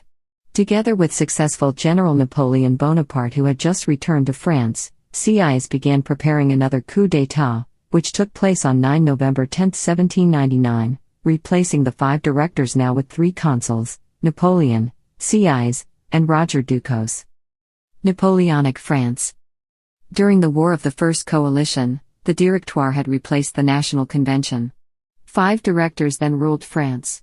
As Great Britain was still at war with France, a plan was made to take Egypt from the Ottoman Empire, a British ally. This was Napoleon's idea and the Directoire agreed to the plan in order to send the popular general away from the mainland. Napoleon defeated the Ottoman forces during the Battle of the Pyramids and sent hundreds of scientists and linguists out to thoroughly explore modern and ancient Egypt. Only a few weeks later the British fleet under Admiral Horatio Nelson unexpectedly destroyed the French fleet at the Battle of the Nile. Napoleon planned to move into Syria but was defeated at the Siege of Acre and he returned to France without his army, which surrendered. The Directoire was threatened by the Second Coalition. Royalists and their allies still dreamed of restoring the monarchy to power, while the Prussian and Austrian crowns did not accept their territorial losses during the previous war. In 1799 the Russian army expelled the French from Italy in battles such as Cassano, while the Austrian army defeated the French in Switzerland at Stockach and Zurich. Napoleon then seized power through a coup and established the consulate in 1799. The Austrian army was defeated at the Battle of Marengo and again at the Battle of Hohenlinden. While at sea the French had some success at Boulogne, but Nelson's Royal Navy destroyed an anchored Danish and Norwegian fleet at the Battle of Copenhagen because the Scandinavian kingdoms were against the British blockade of France. The Second Coalition was beaten and peace was settled in two distinct treaties, the Treaty of Luneville and the Treaty of Amiens. A brief interlude of peace ensued in 1802-3, during which Napoleon sold French Louisiana to the United States because it was indefensible. In 1801 Napoleon concluded a concordat with Pope Pius VII that opened peaceful relations between church and state in France. The policies of the revolution were reversed, except the church did not get its lands back. Bishops and clergy were to receive state salaries, and the government would pay for the building and maintenance of churches. Napoleon reorganized higher learning by dividing the Institut National into 4 academies. In 1804 Napoleon was titled emperor by the Senate, thus founding the First French Empire. Napoleon's rule was constitutional, and although autocratic, it was much more advanced than traditional European monarchies of the time. The proclamation of the French Empire was met by the Third Coalition. The French army was renamed La Grande Armée in 1805 and Napoleon used propaganda and nationalism to control the French population. The French army achieved a resounding victory at Ulm, where an entire Austrian army was captured. A Franco-Spanish fleet was defeated at Trafalgar and all plans to invade Britain were then made impossible. Despite this naval defeat, it was on the ground that this war would be won. Napoleon inflicted on the Austrian and Russian empires one of their greatest defeats at Austerlitz, destroying the Third Coalition. Peace was settled in the Treaty of Pressburg. The Austrian Empire lost the title of Holy Roman Emperor and the Confederation of the Rhine was created by Napoleon over former Austrian territories. Coalitions formed against Napoleon. Prussia joined Britain and Russia, thus forming the Fourth Coalition. Although the coalition was joined by other allies, the French Empire was also not alone since it now had a complex network of allies and subject states. The largely outnumbered French army crushed the Prussian army at Jena-Auerstedt in 1806. Napoleon captured Berlin and went as far as eastern Prussia. There the Russian Empire was defeated at the Battle of Friedland. Peace was dictated in the treaties of Tilsit, in which Russia had to join the continental system, and Prussia handed half of its territories to France. The Duchy of Warsaw was formed over these territorial losses, and Polish troops entered the Grande Armée in significant numbers. In order to ruin the British economy, Napoleon set up the continental system in 1807, and tried to prevent merchants across Europe from trading with British.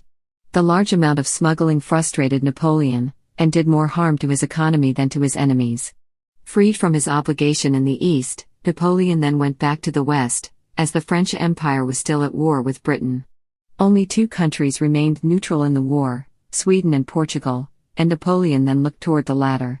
In the Treaty of Fontainebleau, a Franco-Spanish alliance against Portugal was sealed as Spain eyed Portuguese territories. French armies entered Spain in order to attack Portugal, but then seized Spanish fortresses and took over the kingdom by surprise. Joseph Bonaparte, Napoleon's brother, was made King of Spain after Charles IV abdicated. This occupation of the Iberian Peninsula fueled local nationalism, and soon the Spanish and Portuguese fought the French using guerrilla tactics, defeating the French forces at the Battle of Baylan. Britain sent a short-lived ground support force to Portugal, and French forces evacuated Portugal as defined in the Convention of Sintra following the Allied victory at Vimeiro. France only controlled Catalonia and Navarre and could have been definitely expelled from the Iberian Peninsula had the Spanish armies attacked again, but the Spanish did not. Another French attack was launched on Spain, led by Napoleon himself, and was described as an avalanche of fire and steel. However, the French Empire was no longer regarded as invincible by European powers. In 1808 Austria formed the War of the Fifth Coalition in order to break down the French Empire. The Austrian Empire defeated the French at Aspern-Essling, yet was beaten at Wagram while the Polish allies defeated the Austrian Empire at Rasin. Although not as decisive as the previous Austrian defeats, the peace treaty in October 1809 stripped Austria of a large amount of territories, reducing it even more. In 1812 war broke out with Russia, engaging Napoleon in the disastrous French invasion of Russia. Napoleon assembled the largest army Europe had ever seen, including troops from all subject states, to invade Russia, which had just left the continental system and was gathering an army on the Polish frontier. Following an exhausting march and the bloody but inconclusive Battle of Borodino, near Moscow, the Grand Armée entered and captured Moscow, only to find it burning as part of the Russian scorched earth tactics. Although there still were battles, the Napoleonic army left Russia in late 1812 annihilated, most of all by the Russian winter, exhaustion, and scorched earth warfare. On the Spanish front, the French troops were defeated at Vitoria and then at the Battle of the Pyrenees. Since the Spanish guerrillas seemed to be uncontrollable, the French troops eventually evacuated Spain. Since France had been defeated on these two fronts, states that had been conquered and controlled by Napoleon saw a good opportunity to strike back. The Sixth Coalition was formed under British leadership. The German states of the Confederation of the Rhine switched sides, finally opposing Napoleon. Napoleon was largely defeated in the Battle of the Nations outside Leipzig in October 1813, his forces heavily outnumbered by the Allied coalition armies and was overwhelmed by much larger armies during the 6 Days Campaign, although the 6 Days Campaign is often considered a tactical masterpiece because the Allies suffered much higher casualties. Napoleon abdicated on April 6, 1814, and was exiled to Elba. The Conservative Congress of Vienna reversed the political changes that had occurred during the wars. Napoleon suddenly returned, seized control of France, raised an army, and marched on his enemies in the 100 Days. It ended with his final defeat at the Battle of Waterloo in 1815, and his exile to a remote island. The monarchy was subsequently restored and Louis XVIII, younger brother of Louis XVI, became king, and the exiles returned. However, many of the revolutionary and Napoleonic reforms were kept in place. Napoleon's impact on France. Napoleon centralized power in Paris, with all the provinces governed by all-powerful prefects whom he selected. They were more powerful than royal intendants of the Ancien regime and had a long-term impact in unifying the nation, minimizing regional differences, and shifting all decisions to Paris. Religion had been a major issue during the Revolution, and Napoleon resolved most of the outstanding problems.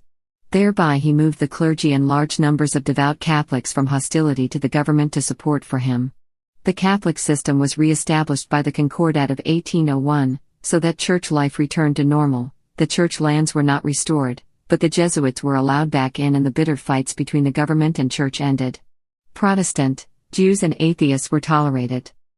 The French taxation system had collapsed in the 1780s. In the 1790s the government seized and sold church lands and lands of exiles aristocrats. Napoleon instituted a modern, efficient tax system that guaranteed a steady flow of revenues and made long-term financing possible. Napoleon kept the system of conscription that had been created in the 1790s, so that every young man served in the army, which could be rapidly expanded even as it was based on a corps of careerists and talented officers. Before the revolution, the aristocracy formed the officer corps. Now promotion was by merit and achievement, every private carried a marshal's baton, it was said. The modern era of French education began in the 1790s.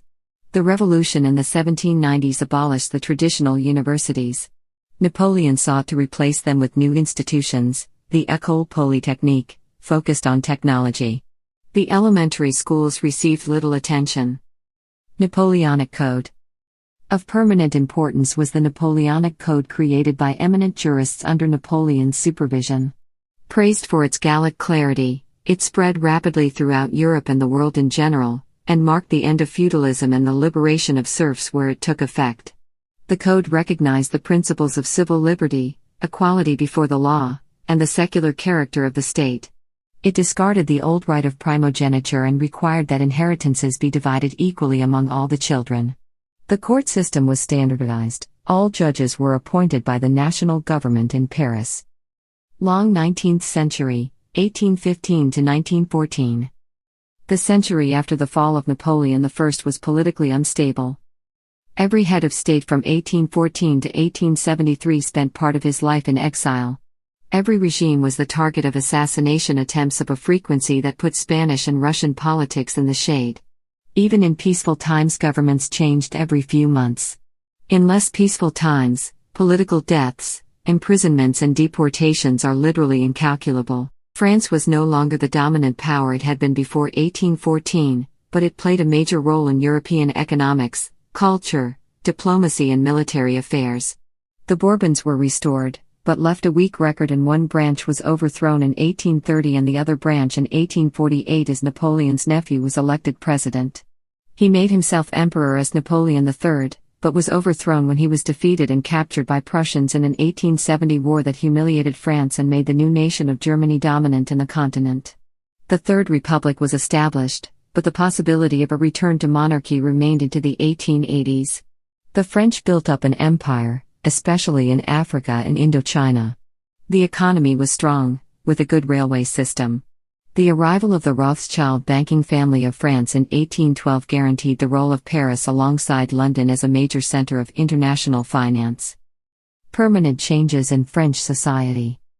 The French Revolution and Napoleonic eras brought a series of major changes to France which the Bourbon Restoration did not reverse. First of all, France became highly centralized, with all decisions made in Paris. The political geography was completely reorganized and made uniform. France was divided into 80-plus departments, which have endured into the 21st century. Each department had the identical administrative structure, and was tightly controlled by a prefect appointed by Paris. The complex multiple overlapping legal jurisdictions of the old regime had all been abolished, and there was now one standardized legal code, administered by judges appointed by Paris, and supported by police under national control. Education was centralized, with the Grand Master of the University of France controlling every element of the entire educational system from Paris. Newly technical universities were opened in Paris which to this day have a critical role in training the elite. Conservatism was bitterly split into the old aristocracy that returned, and the new elites that arose after 1796. The old aristocracy was eager to regain its land but felt no loyalty to the new regime. The new elite, the noblesse d'empire, ridiculed the other group as an outdated remnant of a discredited regime that had led the nation to disaster. Both groups shared a fear of social disorder, but the level of distrust as well as the cultural differences were too great and the monarchy too inconsistent in its policies for political cooperation to be possible. The old aristocracy had returned, and recovered much of the land they owned directly. However, they completely lost all their old seigneurial rights to the rest of the farmland, and the peasants no longer were under their control. The old aristocracy had dallied with the ideas of the Enlightenment and rationalism. Now the aristocracy was much more conservative, and much more supportive of the Catholic Church. For the best jobs, meritocracy was the new policy, and aristocrats had to compete directly with the growing business and professional class. Anti-clerical sentiment became much stronger than ever before, but was now based in certain elements of the middle class and indeed the peasantry as well. In France, as in most of Europe, the sum total of wealth was concentrated. The richest 10% of families owned between 80 and 90% of the wealth from 1810 to 1914. Their share then fell to about 60%, where it remained into the 21st century. The share of the top 1% of the population grew from 45% in 1810 to 60% in 1914, then fell steadily to 20% in 1970 to the present. The 200 families controlled much of the nation's wealth after 1815. The 200 is based on the policy that of the 40,000 shareholders of the Bank of France, only 200 were allowed to attend the annual meeting and they cast all the votes. Out of a nation of 27 million people, only 80,000 to 90,000 were allowed to vote in 1820, and the richest 1/4 of them had 2 votes. The great masses of the French people were peasants in the countryside, or impoverished workers in the cities. They gained new rights, and a new sense of possibilities. Although relieved of many of the old burdens, controls, and taxes, the peasantry was still highly traditional in its social and economic behavior. Many eagerly took on mortgages to buy as much land as possible for their children, so debt was an important factor in their calculations. The working class in the cities was a small element, and had been freed of many restrictions imposed by medieval guilds. However, France was very slow to industrialize, and much of the work remained drudgery without machinery or technology to help. This provided a good basis for small-scale expensive luxury crafts that attracted an international upscale market. France was still localized, especially in terms of language, but now there was an emerging French nationalism that showed its national pride in the army and foreign affairs. Religion. The Catholic Church lost all its lands and buildings during the Revolution, and these were sold off or came under the control of local governments. The bishop still ruled his diocese, but could only communicate with the Pope through the government in Paris. Bishops, priests, nuns and other religious people were paid salaries by the state. All the old religious rites and ceremonies were retained, and the government maintained the religious buildings. The church was allowed to operate its own seminaries and to some extent local schools as well, although this became a central political issue into the 20th century. Bishops were much less powerful than before, and had no political voice. However, the Catholic Church reinvented itself and put a new emphasis on personal religiosity that gave it a hold on the psychology of the faithful. France remained basically Catholic. The 1872 census counted 36 million people, of whom 35.4 million were listed as Catholics, 600,000 as Protestants, 50,000 as Jews and 80,000 as freethinkers. The Revolution failed to destroy the Catholic Church, and Napoleon's Concordat of 1801 restored its status. The return of the Bourbons in 1814 brought back many rich nobles and landowners who supported the Church, seeing it as a bastion of conservatism and monarchism. However, the monasteries with their vast land holdings and political power were gone. Much of the land had been sold to urban entrepreneurs who lacked historic connections to the land and the peasants. Few new priests were trained in the 1790 to 1814 period, and many left the church. The result was that the number of parish clergy plunged from 60,000 in 1790 to 25,000 in 1815, many of them elderly. Entire regions, especially around Paris, were left with few priests. On the other hand, some traditional regions held fast to the faith, led by local nobles and historic families. The comeback was very slow in the larger cities and industrial areas. With systematic missionary work and a new emphasis on liturgy and devotions to the Virgin Mary, plus support from Napoleon III, there was a comeback. In 1870 there were 56,500 priests, representing a much younger and more dynamic force in the villages and towns, with a thick network of schools, charities and lay organizations. Conservative Catholics held control of the national government, 1820-30, but most often played secondary political roles or had to fight the assault from Republicans, liberals, socialists and seculars. Economy. French economic history since its late 18th century revolution was tied to three major events and trends: the Napoleonic era, the competition with Britain and its other neighbors in regards to industrialization, and the total wars of the late 19th and early 20th centuries. Quantitative analysis of output data shows the French per capita growth rates were slightly smaller than Britain. However, the British population tripled in size, while France grew by only third, so the overall British economy grew much faster. The ups and downs of French per capita economic growth in 1815 to 1913. 1815 to 1840, irregular, but sometimes fast growth. 1840 to 1860, fast growth. 1860 to 1882, slowing down. 1882 to 1896, stagnation. 1896 to 1913, fast growth. For the 1870 to 1913 era, the growth rates for 12 similar advanced countries, 10 in Europe plus the United States and Canada, show that in terms of per capita growth, France was about average. However, its population growth was very slow, so as far as the growth rate in total size of the economy, France was in next to the last place, just ahead of Italy. The 12 countries averaged 2.7% per year in total output, but France only averaged 1.6%. Average size of industrial undertakings was smaller in France than in other advanced countries, that machinery was generally less up to date, productivity lower, costs higher. The domestic system and handicraft production long persisted, while big modern factories were for long exceptional. Large lumps of the Ancien Regime economy survived. On the whole, the qualitative lag between the British and French economy persisted during the whole period under consideration, and later on a similar lag developed between France and some other countries, Belgium, Germany, the United States.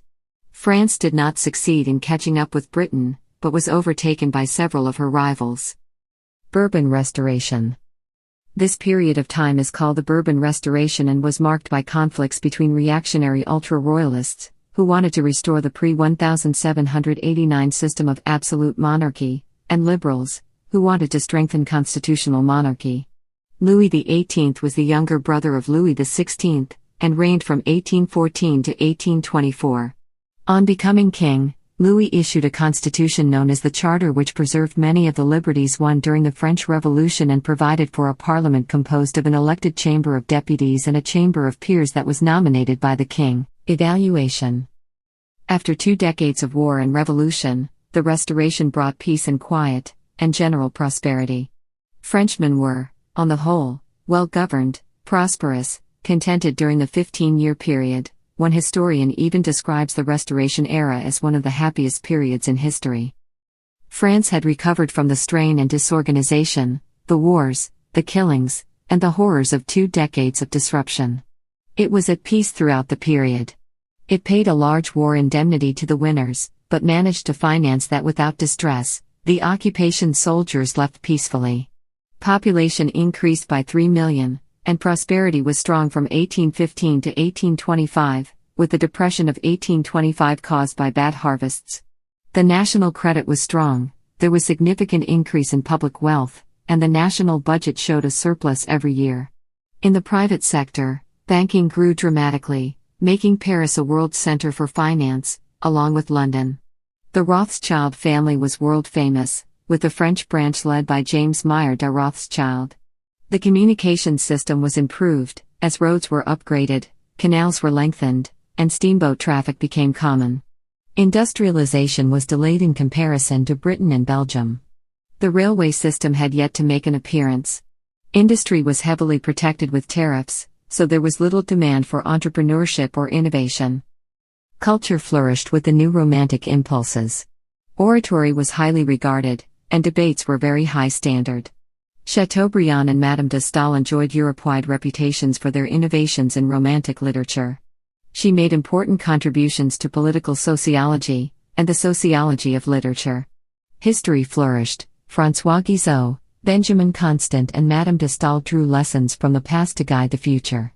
The paintings of Eugène Delacroix set the standards for Romantic art.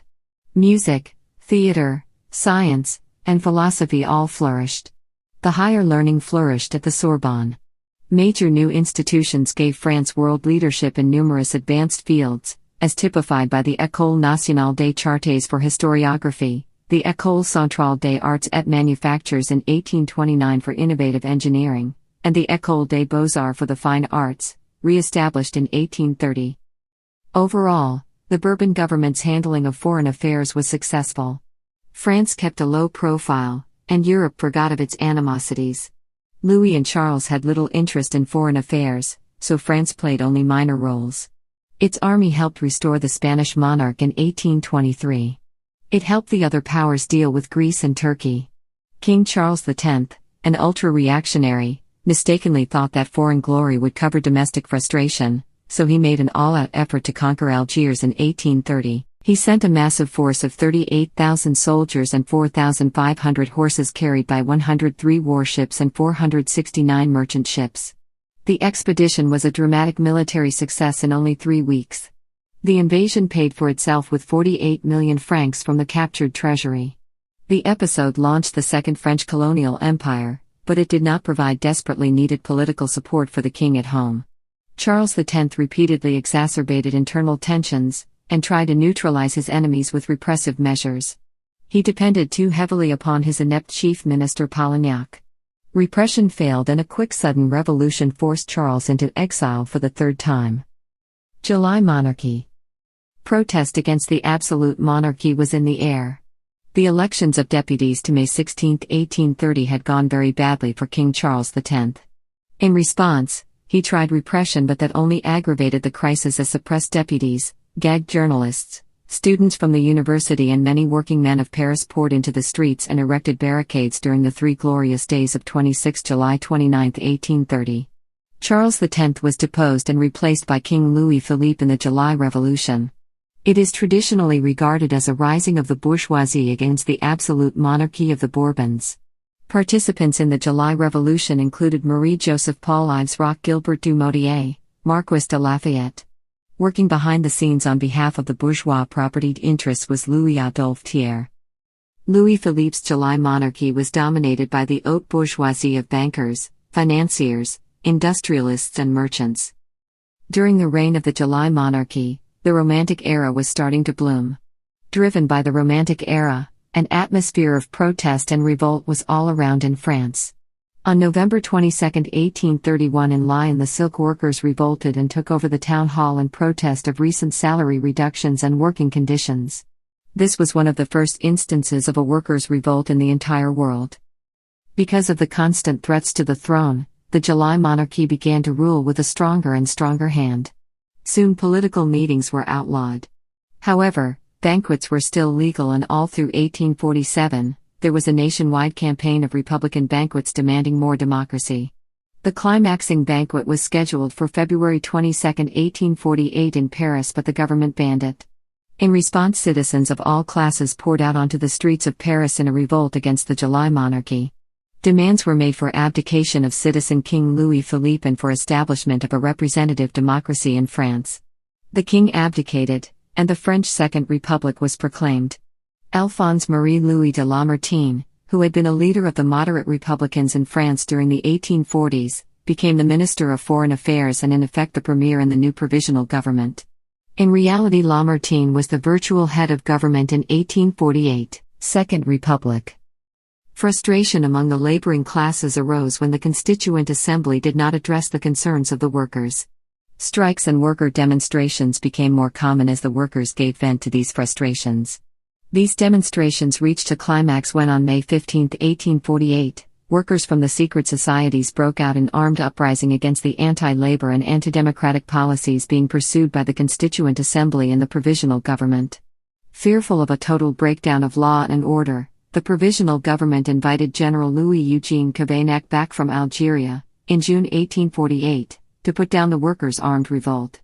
From June 1848 until December 1848, General Cavaignac became head of the executive of the Provisional Government. On December 10, 1848, Louis-Napoleon Bonaparte was elected president by a landslide. His support came from a wide section of the French public. Various classes of French society voted for Louis Napoleon for very different and often contradictory reasons. Louis Napoleon himself encouraged this contradiction by being all things to all people. One of his major promises to the peasantry and other groups was that there would be no new taxes. The new National Constituent Assembly was heavily composed of royalist sympathizers of both the Legitimist wing and the Orleanist wing. Because of the ambiguity surrounding Louis Napoleon's political positions, his agenda as president was very much in doubt. For prime minister, he selected Odilon Barrot, an unobjectionable middle-road parliamentarian who had led the loyal opposition under Louis Philippe. Other appointees represented various royalist factions. The Pope had been forced out of Rome as part of the revolutions of 1848, and Louis Napoleon sent a 14,000-man expeditionary force of troops to the Papal State under General Nicolas Charles Victor Oudinot to restore him. In late April 1849, it was defeated and pushed back from Rome by Giuseppe Garibaldi's volunteer corps, but then it recovered and recaptured Rome. In June 1849, demonstrations against the government broke out and were suppressed. The leaders, including prominent politicians, were arrested. The government banned several democratic and socialist newspapers in France. The editors were arrested. Karl Marx was at risk, so in August he moved to London. The government sought ways to balance its budget and reduce its debts. Toward this end, Hippolyte Passy was appointed finance minister. When the Legislative Assembly met at the beginning of October 1849, Passy proposed an income tax to help balance the finances of France. The bourgeoisie, who would pay most of the tax, protested. The furor over the income tax caused the resignation of Barrot as prime minister, but a new wine tax also caused protests. The 1850 elections resulted in a conservative body. It passed the Falloux laws, putting education into the hands of the Catholic clergy. It opened an era of cooperation between church and state that lasted until the Jules Ferry laws reversed course in 1879. The Falloux laws provided universal primary schooling in France and expanded opportunities for secondary schooling. In practice, the curricula were similar in Catholic and state schools. Catholic schools were especially useful in schooling for girls, which had long been neglected. Although a new electoral law was passed that respected the principle of universal suffrage, the stricter residential requirement of the new law actually had the effect of disenfranchising 3 million of 10 million voters. Second Empire, 1852 to 1870.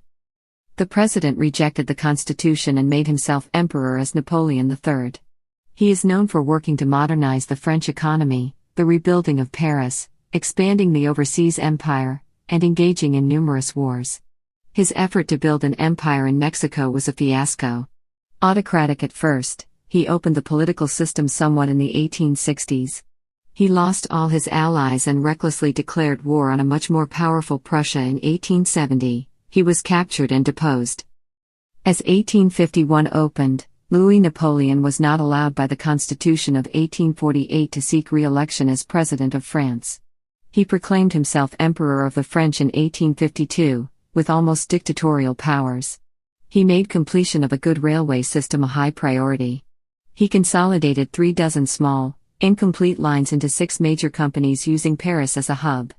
Paris grew dramatically in terms of population, industry, finance, commercial activity, and tourism. Napoleon, working with Georges Eugène Haussmann, spent lavishly to rebuild the city into a world-class showpiece. The financial soundness for all 6 companies was solidified by government guarantees. Although France had started late, by 1870 it had an excellent railway system, supported as well by good roads, canals and ports. Despite his promises in 1852 of a peaceful reign, the emperor could not resist the temptations of glory in foreign affairs. He was visionary, mysterious and secretive, he had a poor staff, and kept running afoul of his domestic supporters. In the end he was incompetent as a diplomat. Napoleon did have some successes. He strengthened French control over Algeria, established bases in Africa, began the takeover of Indochina, and opened trade with China. He facilitated a French company building the Suez Canal, which Britain could not stop. In Europe, however, Napoleon failed again and again. The Crimean War of 1854–56 produced no gains. Napoleon had long been an admirer of Italy and wanted to see it unified, although that might create a rival power. He plotted with Cavour of the Italian Kingdom of Piedmont to expel Austria and set up an Italian confederation of 4 new states headed by the Pope. Events in 1859 ran out of his control. Austria was quickly defeated, but instead of 4 new states a popular uprising united all of Italy under Piedmont. The Pope held on to Rome only because Napoleon sent troops to protect him. His reward was the County of Nice and the Duchy of Savoy. He angered Catholics when the Pope lost most of his domains. Napoleon then reversed himself and angered both the anti-clerical liberals at home and his erstwhile Italian allies when he protected the Pope in Rome. The British grew annoyed at Napoleon's humanitarian intervention in Syria in 1860 to 1861. Napoleon lowered the tariffs, which helped in the long run but in the short run angered owners of large estates and the textile and iron industrialists, while leading worried workers to organize. Matters grew worse in the 1860s as Napoleon nearly blundered into war with the United States in 1862, while his takeover of Mexico in 1861–67 was a total disaster. The puppet emperor he put on the Mexican throne was overthrown and executed. Finally, in the end, he went to war with the Germans in 1870 when it was too late to stop German unification. Napoleon had alienated everyone. After failing to obtain an alliance with Austria and Italy, France had no allies and was bitterly divided at home. It was disastrously defeated on the battlefield, losing Alsace and Lorraine. Historian A.J.P. Taylor was blunt: he ruined France as a great power. Foreign wars. In 1854, the Second Empire joined the Crimean War, which saw France and Britain opposed to the Russian Empire, which was decisively defeated at Sevastopol in 1854–55 and at Inkerman in 1854. In 1856, France joined the Second Opium War on the British side against China. A missionary's murder was used as a pretext to take interests in Southwest Asia in the Treaty of Tianjin. When France was negotiating with the Netherlands about purchasing Luxembourg in 1867, the Prussian kingdom threatened the French government with war. This Luxembourg crisis came as a shock to French diplomats as there had been an agreement between the Prussian and French governments about Luxembourg. Napoleon III suffered stronger and stronger criticism from Republicans like Jules Favre, and his position seemed more fragile with the passage of time. France was looking for more interest in Asia. When French imperial ambitions revived, Africa and Indochina would be the main targets, and commercial incentives, which had driven the creation of the pre-revolutionary empire, were secondary. The country interfered in Korea in 1866, taking, once again, missionaries' murders as a pretext. The French finally withdrew from the war with little gain but war's booty. The next year a French expedition to Japan was formed to help the Tokugawa shogunate to modernize its army. However, Tokugawa was defeated during the Boshin War at the Battle of Toba Fushimi by large imperial armies. Franco-Prussian War. Rising tensions in 1869 about the possible candidacy of Prince Leopold von Hohenzollern-Sigmaringen to the throne of Spain caused a rise in the scale of animosity between France and Germany. Prince Leopold was a part of the Prussian royal family. He had been asked by the Spanish Cortes to accept the vacant throne of Spain. Such an event was more than France could possibly accept. Relations between France and Germany deteriorated, and finally the Franco-Prussian War broke out. German nationalism united the German states, with the exception of Austria, against Napoleon III. The French Empire was defeated decisively at Metz and Sedan. Napoleon III surrendered himself and 100,000 French troops to the German troops at Sedan on 1 September 2, 1870. 2 days later, on September 4, 1870, Léon Gambetta proclaimed a new republic in France. Later, when Paris was encircled by German troops, Gambetta fled Paris, became the virtual dictator of the war effort, which was carried on from the rural provinces. Metz remained under siege until October 27, 1870, when 173,000 French troops there finally surrendered. Surrounded, Paris was forced to surrender on January 28, 1871. The Treaty of Frankfurt allowed the newly formed German Empire to annex the provinces of Alsace and Lorraine. Modernization and railways. The seemingly timeless world of the French peasantry swiftly changed from 1870 to 1914. French peasants had been poor and locked into old traditions until railroads, republican schools, and universal military conscription modernized rural France. The centralized government in Paris had the goal of creating a unified nation-state, so it required all students be taught standardized French. In the process, a new national identity was forged. Railways became a national medium for the modernization of traditionalistic regions, and a leading advocate of this approach was the poet-politician Alphonse de Lamartine. In 1857, an army colonel hoped that railways might improve the lot of populations 2 or 3 centuries behind their fellows and eliminate the savage instincts born of isolation and misery. Consequently, France built a centralized system that radiated from Paris. This design was intended to achieve political and cultural goals rather than maximize efficiency. After some consolidation, 6 companies controlled monopolies of their regions, subject to close control by the government in terms of fares, finances, and even minute technical details. The central government department of Ponts et Chaussées brought in British engineers, handled much of the construction work, provided engineering expertise and planning, land acquisition, and construction of permanent infrastructure such as the trackbed, bridges and tunnels. It also subsidized militarily necessary lines along the German border. Private operating companies provided management, hired labor, laid the tracks, and built and operated stations. They purchased and maintained the rolling stock. 6,000 locomotives were in operation in 1880, which averaged 51,600 passengers a year or 21,200 tons of freight. Much of the equipment was imported from Britain and therefore did not stimulate machinery makers. Although starting the whole system at once was politically expedient, it delayed completion, and forced even more reliance on temporary experts brought in from Britain. Financing was also a problem. The solution was a narrow base of funding through the Rothschild and the closed circles of the Paris Bourse, so France did not develop the same kind of national stock exchange that flourished in London and New York.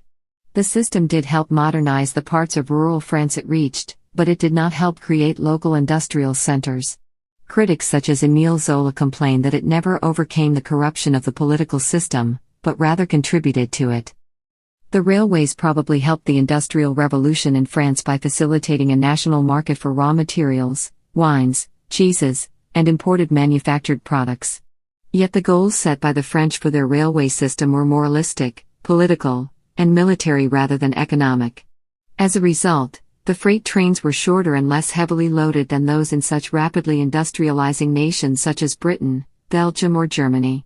Other infrastructure needs in rural France, such as better roads and canals, were neglected because of the expense of the railways, so it seems likely that there were net negative effects in areas not served by the trains.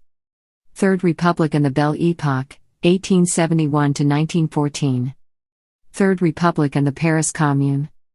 Following the defeat of France in the Franco-Prussian War, German Chancellor Otto von Bismarck proposed harsh terms for peace, including the German occupation of the provinces of Alsace and Lorraine.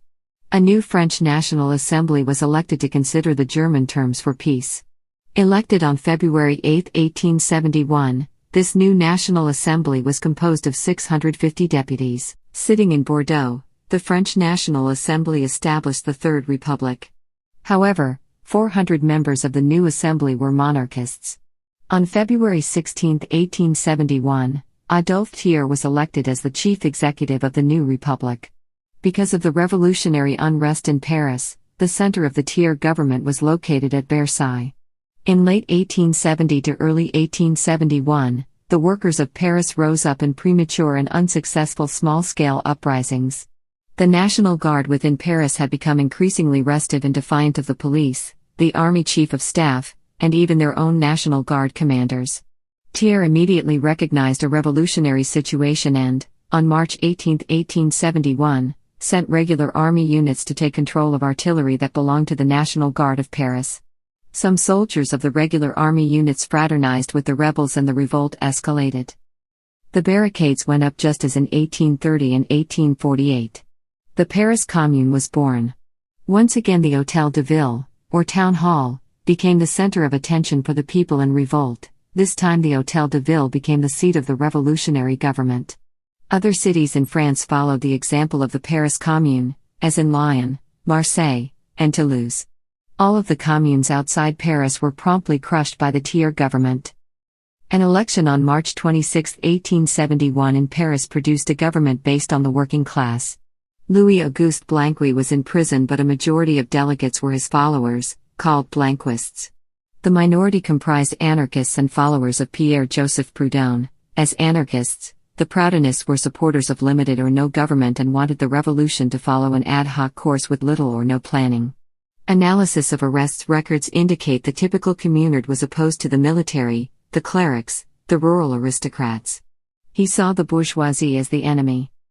After 2 months the French army moved in to retake Paris, with pitched battles fought in working-class neighborhoods.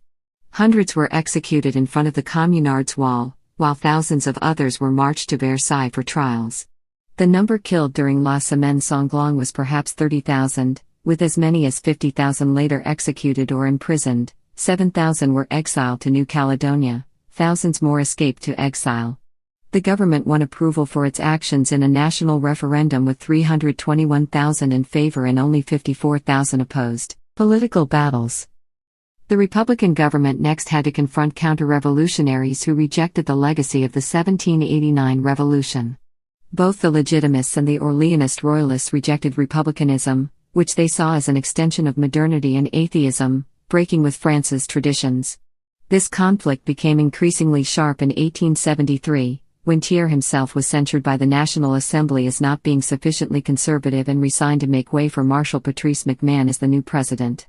Amidst the rumors of right-wing intrigue and or coups by the Bonapartists or Bourbons in 1874, the National Assembly set about drawing up a new constitution that would be acceptable to all parties. The new constitution provided for universal male suffrage and called for a bicameral legislature, consisting of a Senate and a Chamber of Deputies. The initial republic was in effect led by pro-royalists, but Republicans and Bonapartists scrambled for power. The first election under this new constitution, held in early 1876, resulted in a Republican victory, with 363 Republicans elected as opposed to 180 monarchists. However, 75 of the monarchists elected to the new Chamber of Deputies were Bonapartists.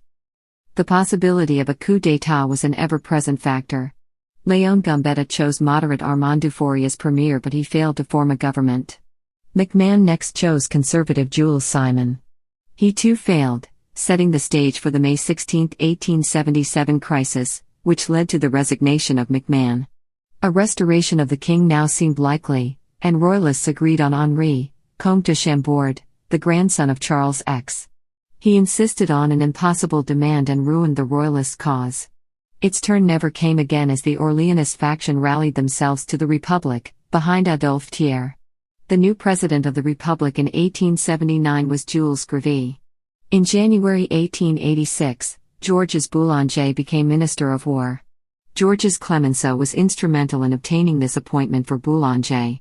This was the start of the Boulanger era and another time of threats of a coup.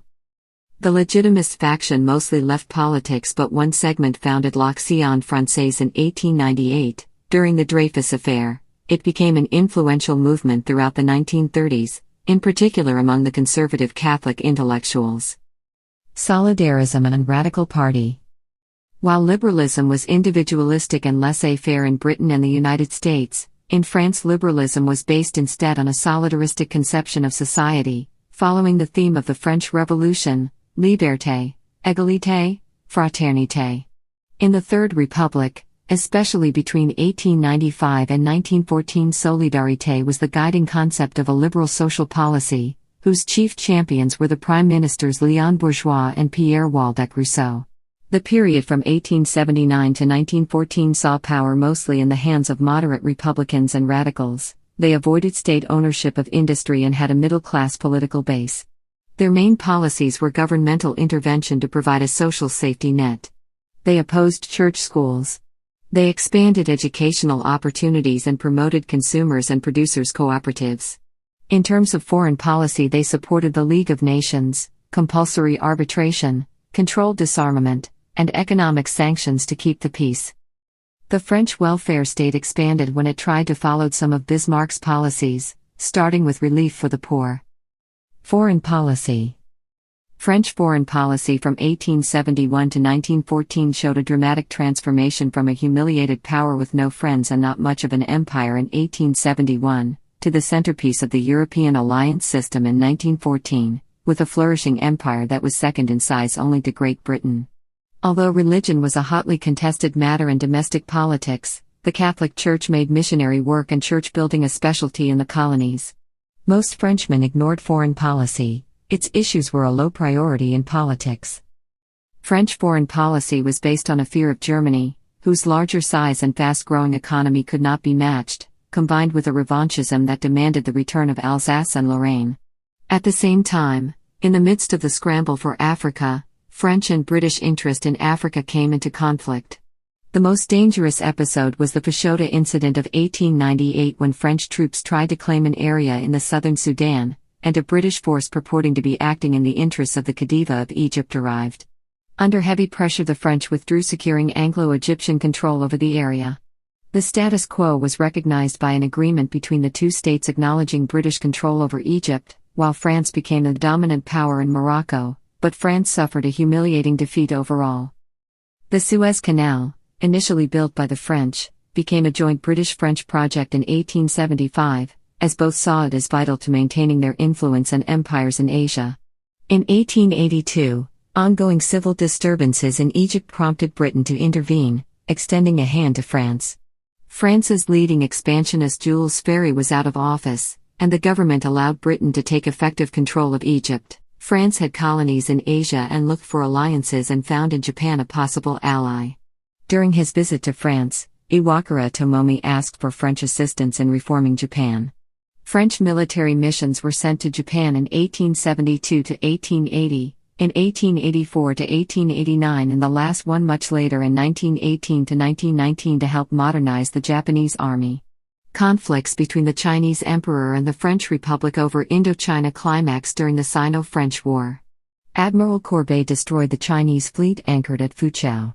The treaty ending the war put France in a protectorate over northern and central Vietnam, which it divided into Tonkin and Annam. In an effort to isolate Germany, France went to great pains to woo Russia and Great Britain, first by means of the Franco-Russian alliance of 1894, then the 1904 Entente Cordiale with Great Britain, and finally the Anglo-Russian Entente in 1907, which became the Triple Entente. This alliance with Britain and Russia against Germany and Austria eventually led Russia and Britain to enter World War I as France's allies. Dreyfus Affair. Distrust of Germany, faith in the army, and native French anti-Semitism combined to make the Dreyfus Affair a political scandal of the utmost gravity. For a decade, the nation was divided between Dreyfusards and anti-Dreyfusards, and far-right Catholic agitators inflamed the situation even when proofs of Dreyfus's innocence came to light. The writer Émile Zola published an impassioned editorial on the injustice and was himself condemned by the government for libel. Dreyfus was finally pardoned in 1906. The upshot was a weakening of the conservative element in politics. Moderates were deeply divided over the Dreyfus Affair, and this allowed the radicals to hold power from 1899 until World War I. During this period, crises like the threatened Boulanges coup d'état showed the fragility of the Republic. Religion 1870 to 1924. Throughout the lifetime of the Third Republic there were battles over the status of the Catholic Church. The French clergy and bishops were closely associated with the monarchists and many of its hierarchy were from noble families. Republicans were based in the anti-clerical middle class who saw the Church's alliance with the monarchists as a political threat to republicanism, and a threat to the modern spirit of progress. The Republicans detested the Church for its political and class affiliations. For them, the Church represented outmoded traditions, superstition and monarchism. The Republicans were strengthened by Protestant and Jewish support. Numerous laws were passed to weaken the Catholic Church. In 1879, priests were excluded from the administrative committees of hospitals and of boards of charity. In 1880, new measures were directed against the religious congregations. From 1880 to 1890 came the substitution of lay women for nuns in many hospitals. Napoleon's 1801 Concordat continued in operation, but in 1881, the government cut off salaries to priests it disliked. The 1882 school laws of Republican Jules Ferry set up a national system of public schools that taught strict puritanical morality but no religion. For a while privately funded Catholic schools were tolerated. Civil marriage became compulsory, divorce was introduced and chaplains were removed from the army. When Leo XIII became Pope in 1878 he tried to calm church-state relations. In 1884 he told French bishops not to act in a hostile manner to the state. In 1892 he issued an encyclical advising French Catholics to rally to the Republic and defend the Church by participating in Republican politics. This attempt at improving the relationship failed. Deep-rooted suspicions remained on both sides and were inflamed by the Dreyfus Affair. Catholics were for the most part anti-Dreyfusard. The Assumptionists published anti-Semitic and anti-Republican articles in their journal La Croix. This infuriated Republican politicians, who were eager to take revenge. Often they worked in alliance with Masonic lodges. The Waldeck-Rousseau ministry and the Coombes ministry fought with the Vatican over the appointment of bishops. Chaplains were removed from naval and military hospitals, and soldiers were ordered not to frequent Catholic clubs. Coombes, as Prime Minister in 1902, was determined to thoroughly defeat Catholicism. He closed down all parochial schools in France. Then he had Parliament reject authorization of all religious orders. This meant that all 54 orders were dissolved and about 20,000 members immediately left France, many for Spain. In 1905 the 1801 Concordat was abrogated, church and state were separated. All church property was confiscated. Public worship was given over to associations of Catholic laymen who controlled access to churches. In practice, masses and rituals continued. The church was badly hurt and lost half its priests. In the long run, however, it gained autonomy, for the state no longer had a voice in choosing bishops and Gallicanism was dead. Conservative Catholics regained control of Parliament in 1919 and reversed most of the penalties imposed on the Church, and gave bishops back control of church lands and buildings. The new pope was eager to assist the changes, and diplomatic relations were restored with the Vatican. However, the long-term secularization of French society continued, as most people only attended ceremonies for such major events as birth, marriage and funerals. Belle Époque. The end of the 19th and the beginning of the 20th century was the Belle Époque because of peace, prosperity and the cultural innovations of Monet, Bernhardt, and Debussy, and popular amusements, cabaret, can-can, the cinema, new art forms such as Impressionism and Art Nouveau. In 1889 the Exposition Universelle showed off newly modernized Paris to the world, which could look over it all from atop the new Eiffel Tower. Meant to last only a few decades, the tower was never removed and became France's most iconic landmark. France was nevertheless a nation divided internally on notions of ideology, religion, class, regionalisms, and money. On the international front, France came repeatedly to the brink of war with the other imperial powers, such as the 1898 Fashoda incident with Great Britain over East Africa. Colonial Empire. The Second Colonial Empire constituted the overseas colonies, protectorates and mandate territories that came under French rule from the 16th century onward.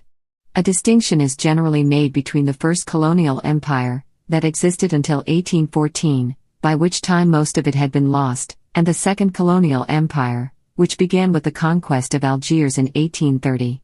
The Second Colonial Empire came to an end after the loss in later wars of Vietnam and Algeria, and relatively peaceful decolonizations elsewhere after 1960. France lost wars to Britain that stripped away nearly all of its colonies by 1765. France rebuilt a new empire mostly after 1850, concentrating chiefly in Africa as well as Indochina and the South Pacific. Republicans, at first hostile to empire, only became supportive when Germany after 1880 started to build their own colonial empire. As it developed, the new empire took on roles of trade with France, especially supplying raw materials and purchasing manufactured items as well as lending prestige to the motherland and spreading French civilization and language and the Catholic religion.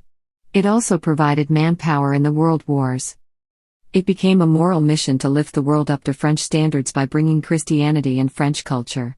In 1884, the leading proponent of colonialism, Jules Ferry, declared, "The higher races have a right over the lower races, they have a duty to civilize the inferior races."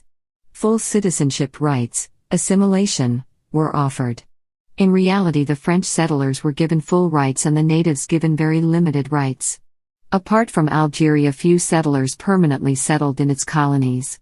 Even in Algeria, the Pieds Noirs always remained a small minority. At its apex, it was one of the largest empires in history.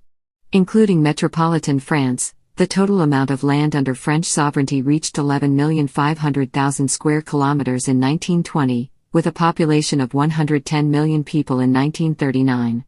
In World War II, the Free French used the overseas colonies as bases from which they fought to liberate France. In an effort to restore its world power status after the humiliation of defeat and occupation, France was eager to maintain its overseas empire at the end of the Second World War. However, after 1945, anti-colonial movements successfully challenged European authority. The French Constitution of October 27, 1946, established the French Union, which endured until 1958. Newer remnants of the colonial empire were integrated into France's overseas departments and territories within the French Republic. These now total about 1% of the pre-1939 colonial area, with 2.7 million people living in them in 2013. By the 1970s, the last vestiges of empire held little interest for the French, except for the traumatic decolonization of Algeria. However, what is remarkable is how few long-lasting effects on France the giving up of empire entailed. 1914 to 1945. Population trends.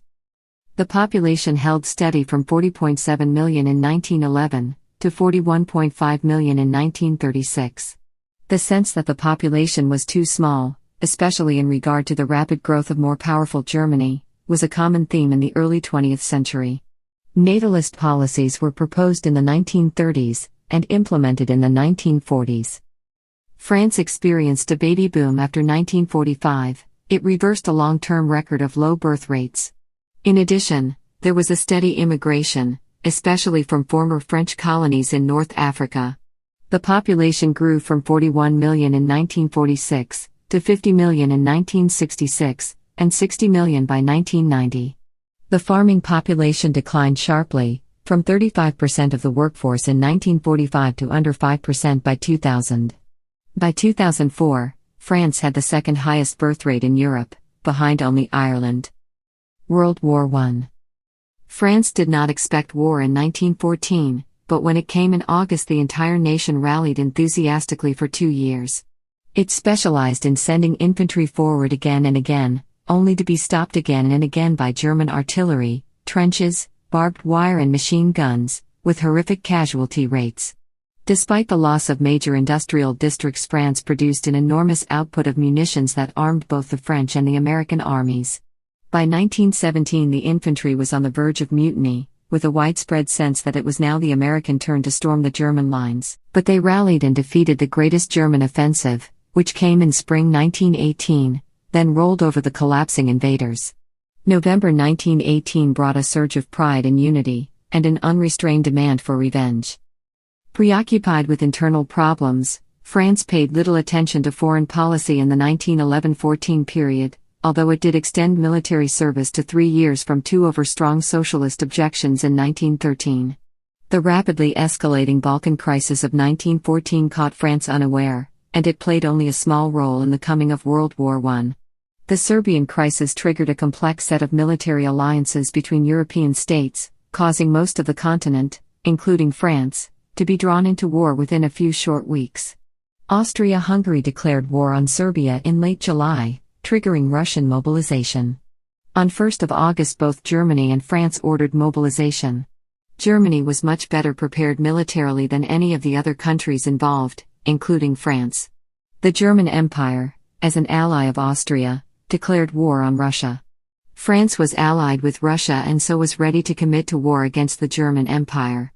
On 3 August, Germany declared war on France, and sent its armies through neutral Belgium.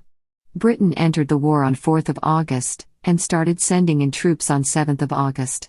Italy, although tied to Germany, remained neutral and then joined the Allies in 1915. Germany's Schlieffen Plan was to quickly defeat the French. They captured Brussels, Belgium by 20 August and soon had captured a large portion of northern France. The original plan was to continue southwest and attack Paris from the west. By early September they were within 65 kilometers of Paris, and the French government had relocated to Bordeaux. The Allies finally stopped the advance northeast of Paris at the Marne River. The war now became a stalemate. The famous Western Front was fought largely in France and was characterized by very little movement despite extremely large and violent battles, often with new and more destructive military technology. On the Western Front, the small improvised trenches of the first few months rapidly grew deeper and more complex, gradually becoming vast areas of interlocking defensive works. The land war quickly became dominated by the muddy, bloody stalemate of trench warfare, a form of war in which both opposing armies had static lines of defense. The war of movement quickly turned into a war of position. Neither side advanced much, but both sides suffered hundreds of thousands of casualties. German and Allied armies produced essentially a matched pair of trench lines from the Swiss border in the south to the North Sea coast of Belgium. Meanwhile, large swaths of northeastern France came under the brutal control of German occupiers. Trench warfare prevailed on the Western Front from September 1914 until March 1918. Famous battles in France include Battle of Verdun, Battle of the Somme, and 5 separate conflicts called the Battle of Ypres. After socialist leader Jean Jaurès, a pacifist, was assassinated at the start of the war, the French socialist movement abandoned its anti-militarist positions and joined the national war effort. Prime Minister René Viviani called for unity, for a union sacrée, which was a wartime truce between the right and left factions that had been fighting bitterly. France had few dissenters. However, war weariness was a major factor by 1917, even reaching the army. The soldiers were reluctant to attack. Mutiny was a factor as soldiers said it was best to wait for the arrival of millions of Americans.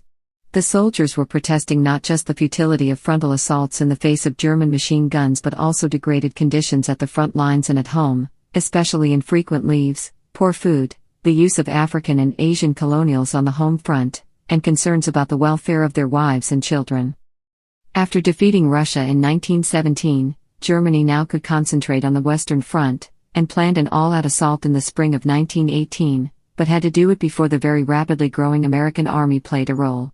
In March 1918, Germany launched its offensive and by May had reached the Marne and was again close to Paris.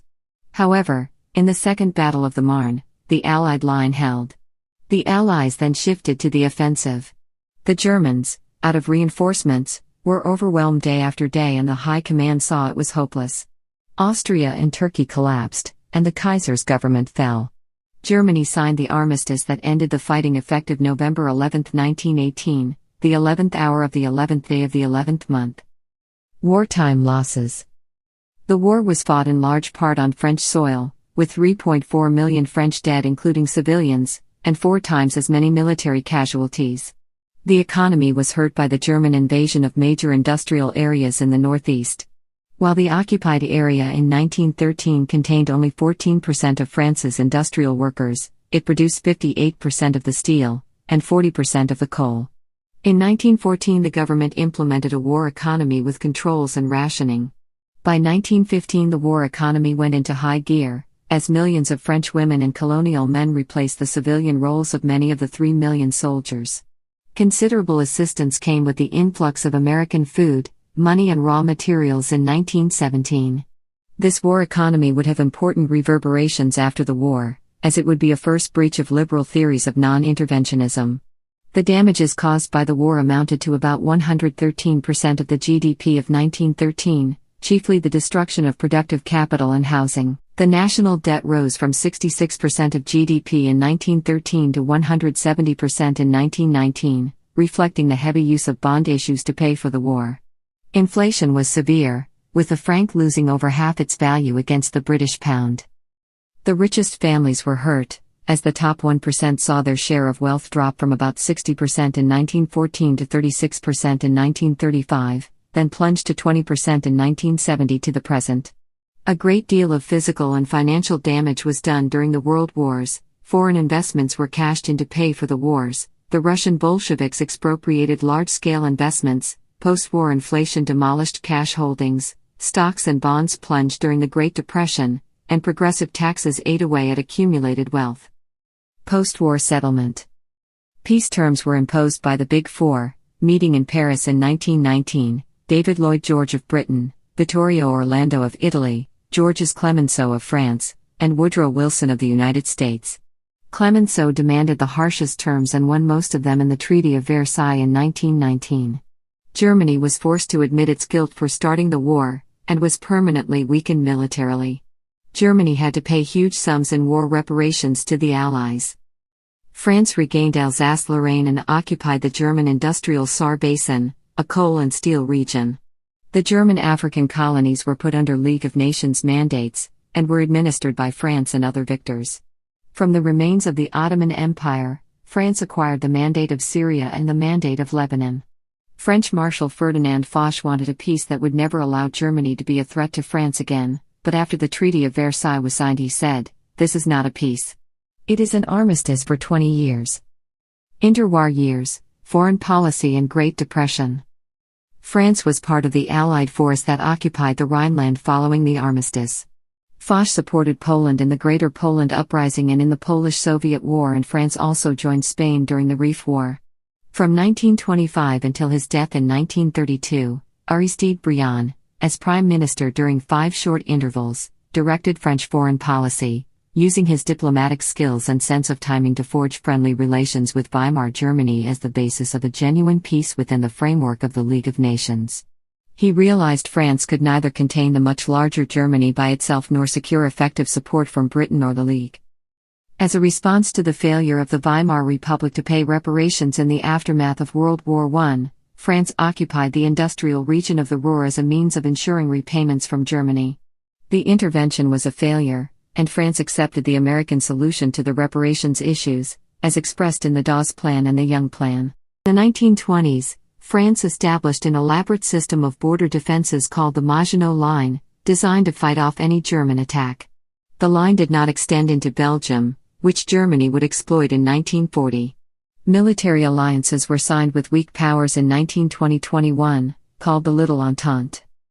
The Great Depression affected France a bit later than other countries, hitting around 1931. While the GDP in the 1920s grew at the very strong rate of 4.43% per year, the 1930s rate fell to only 0.63%. The depression was relatively mild, unemployment peaked under 5%, the fall in production was at most 20% below the 1929 output, there was no banking crisis. By contrast to the mild economic upheaval, the political upheaval was enormous. Socialist Leon Blum, leading the Popular Front, brought together socialists and radicals to become prime minister from 1936 to 1937. He was the first Jew and the first socialist to lead France. The communists in the Chamber of Deputies voted to keep the government in power, and generally supported the government's economic policies, but rejected its foreign policies. The Popular Front passed numerous labor reforms, which increased wages, cut working hours to 40 hours with overtime illegal, and provided many lesser benefits to the working class, such as mandatory 2-week paid vacations. However, renewed inflation canceled the gains in wage rates, unemployment did not fall, and economic recovery was very slow. The Popular Front failed in economics, foreign policy, and long-term stability. Disappointment and failure was the legacy of the Popular Front.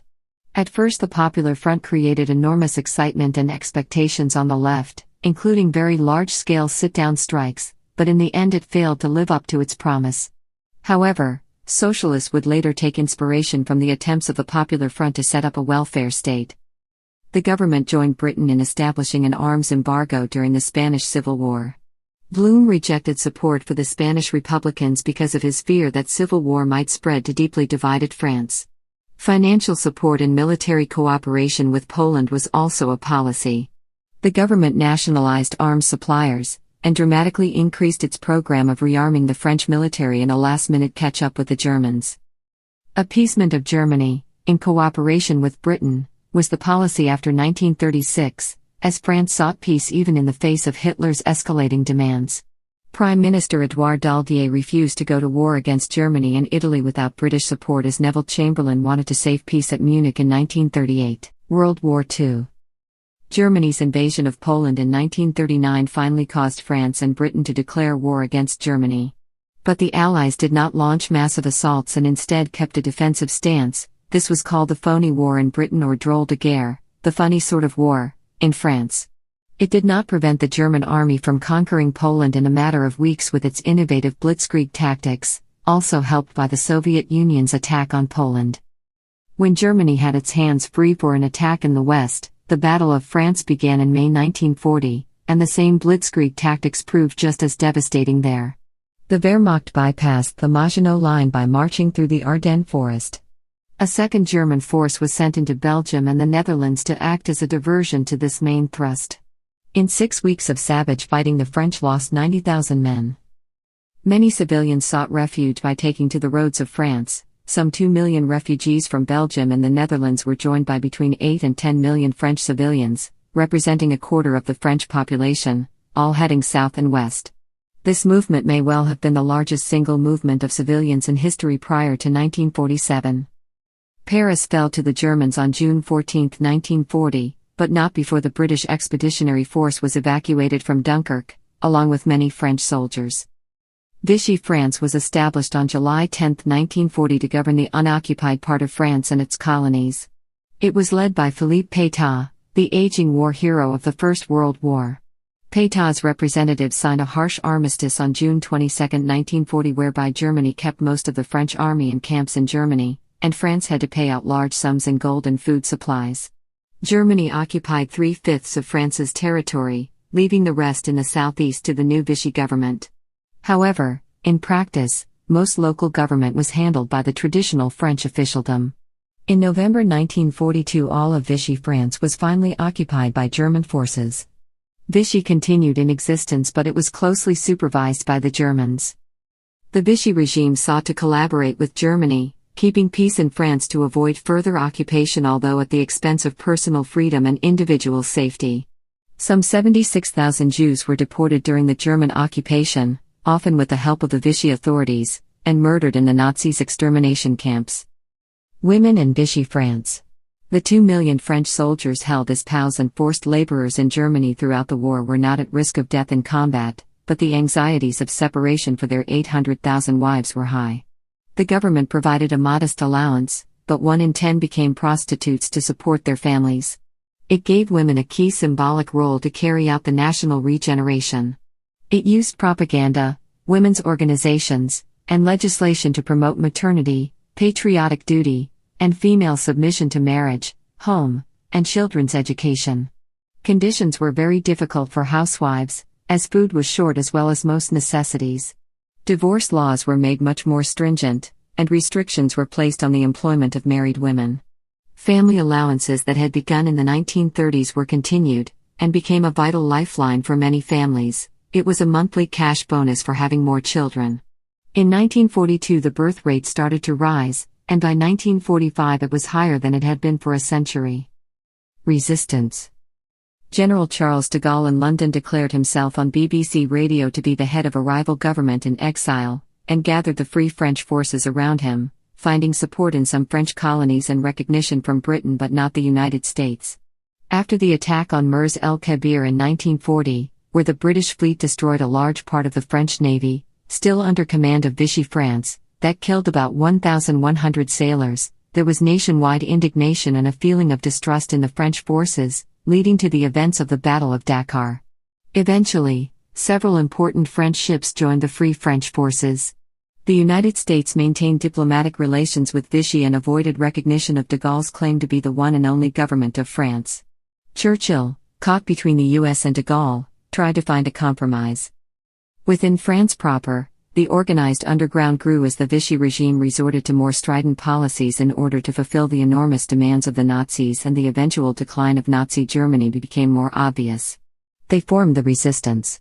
The most famous figure of the French resistance was Jean Moulin, sent in France by de Gaulle in order to link all resistance movements. He was captured and tortured by Klaus Barbie. Increasing repression culminated in the complete destruction and extermination of the village of Oradour-sur-Glane at the height of the Battle of Normandy. At 2:15 p.m. on the afternoon of June 10, 1944, a company of the 2nd SS Panzer Division, Das Reich, entered Oradour-sur-Glane.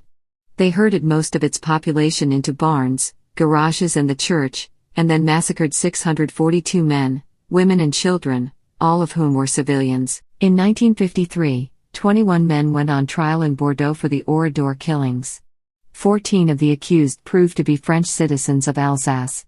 Following convictions, all but one were pardoned by the French government.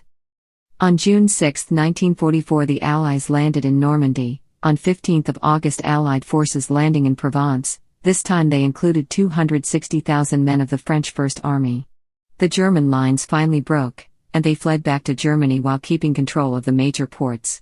Allied forces liberated France, and the Free French were given the honor of liberating Paris in late August 1944.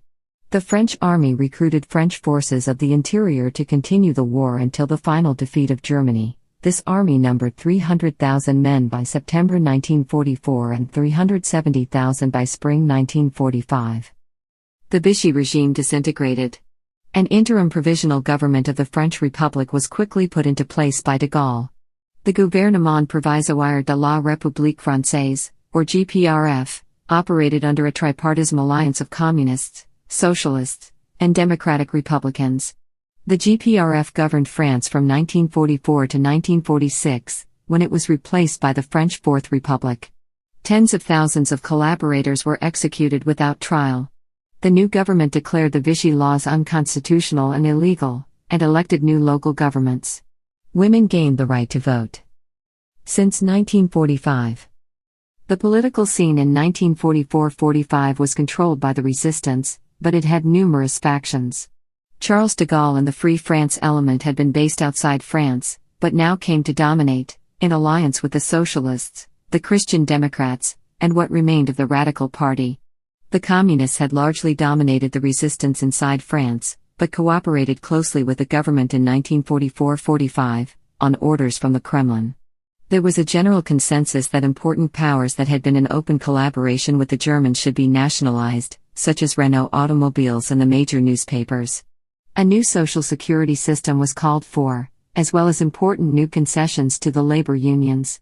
Unions themselves were divided among communist, socialist, and Christian Democrat factions.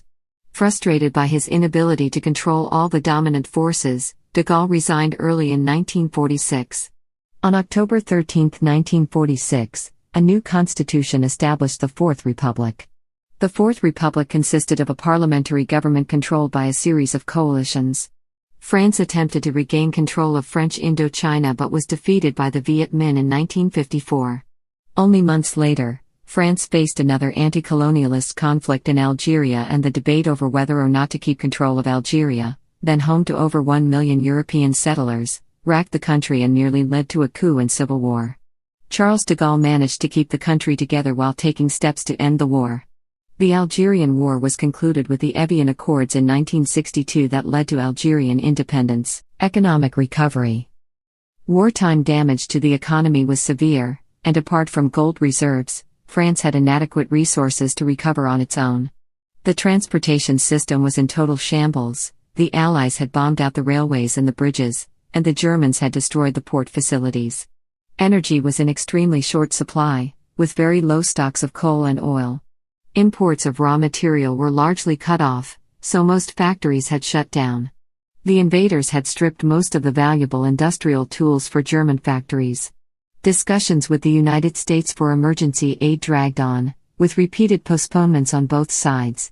Meanwhile, several million French prisoners of war and forced laborers were being returned home, with few jobs and little food available for them.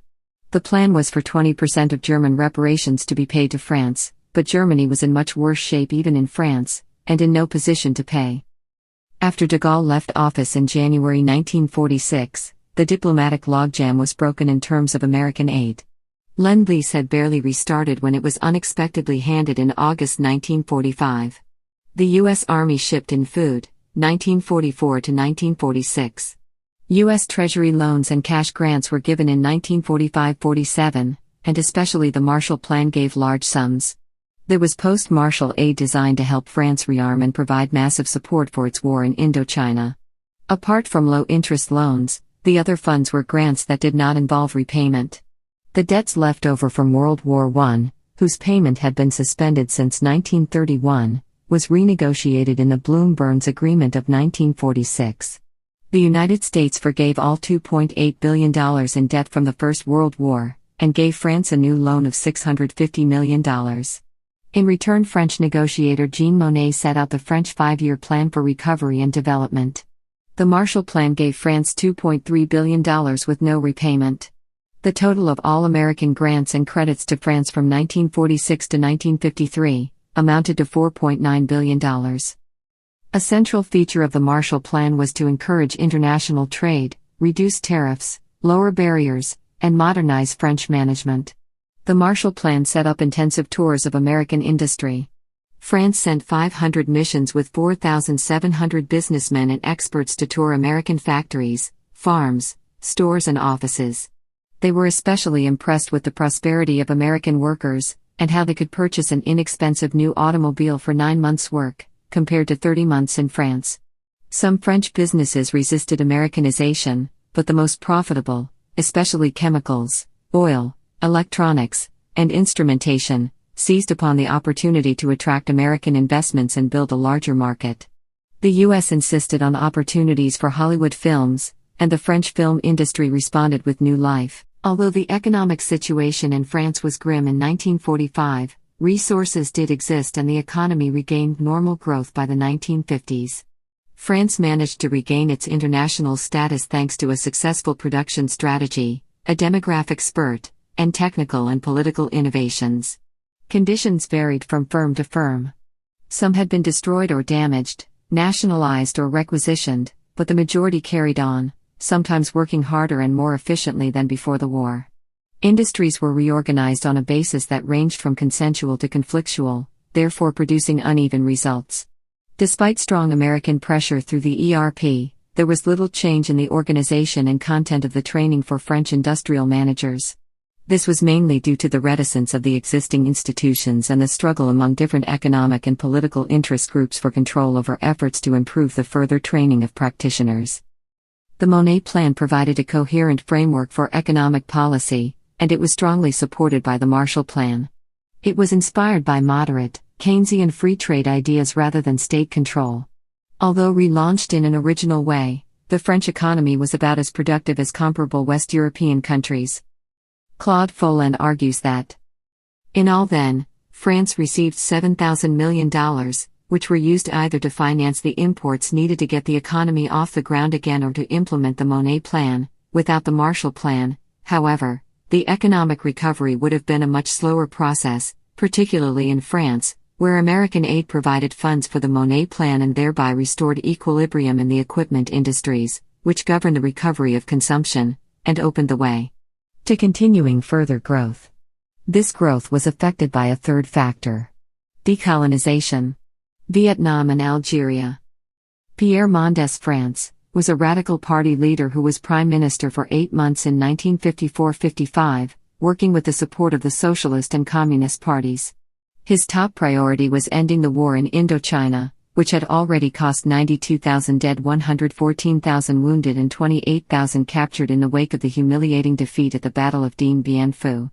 The United States had paid most of the costs of the war, but its support inside France had collapsed. Public opinion polls showed that in February 1954, only 7% of the French people wanted to continue the fight to keep Indochina out of the hands of the communists, led by Ho Chi Minh and his Viet Minh movement.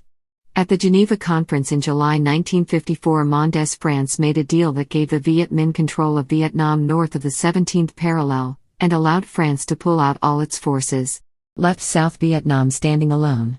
However, the United States moved in and provided large-scale financial, military and economic support for South Vietnam. Mendès France next came to an agreement with Habib Bourguiba, the nationalist leader in Tunisia, for the independence of that colony by 1956, and began discussions with the nationalist leaders in Morocco for a French withdrawal. Algeria was no mere colony. With over 1 million European residents in Algeria, France refused to grant independence until the Algerian War of Independence had turned into a French political and civil crisis. Algeria was given its independence in 1962, unleashing a massive wave of immigration from the former colony back to France of both Pieds Noirs and Algerians who had supported France. Suez Crisis. In 1956, another crisis struck French colonies, this time in Egypt.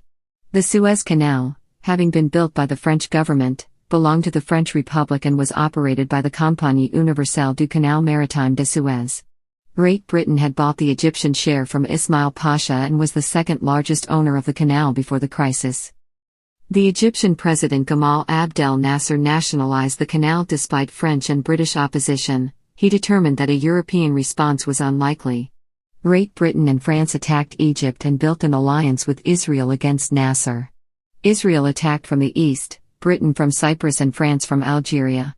Egypt, the most powerful Arab state of the time, was defeated in a mere few days. The Suez Crisis caused an outcry of indignation in the entire Arab world, and Saudi Arabia set an embargo on oil on France and Britain. The U.S. President Dwight D. Eisenhower forced a ceasefire. Britain and Israel soon withdrew, leaving France alone in Egypt.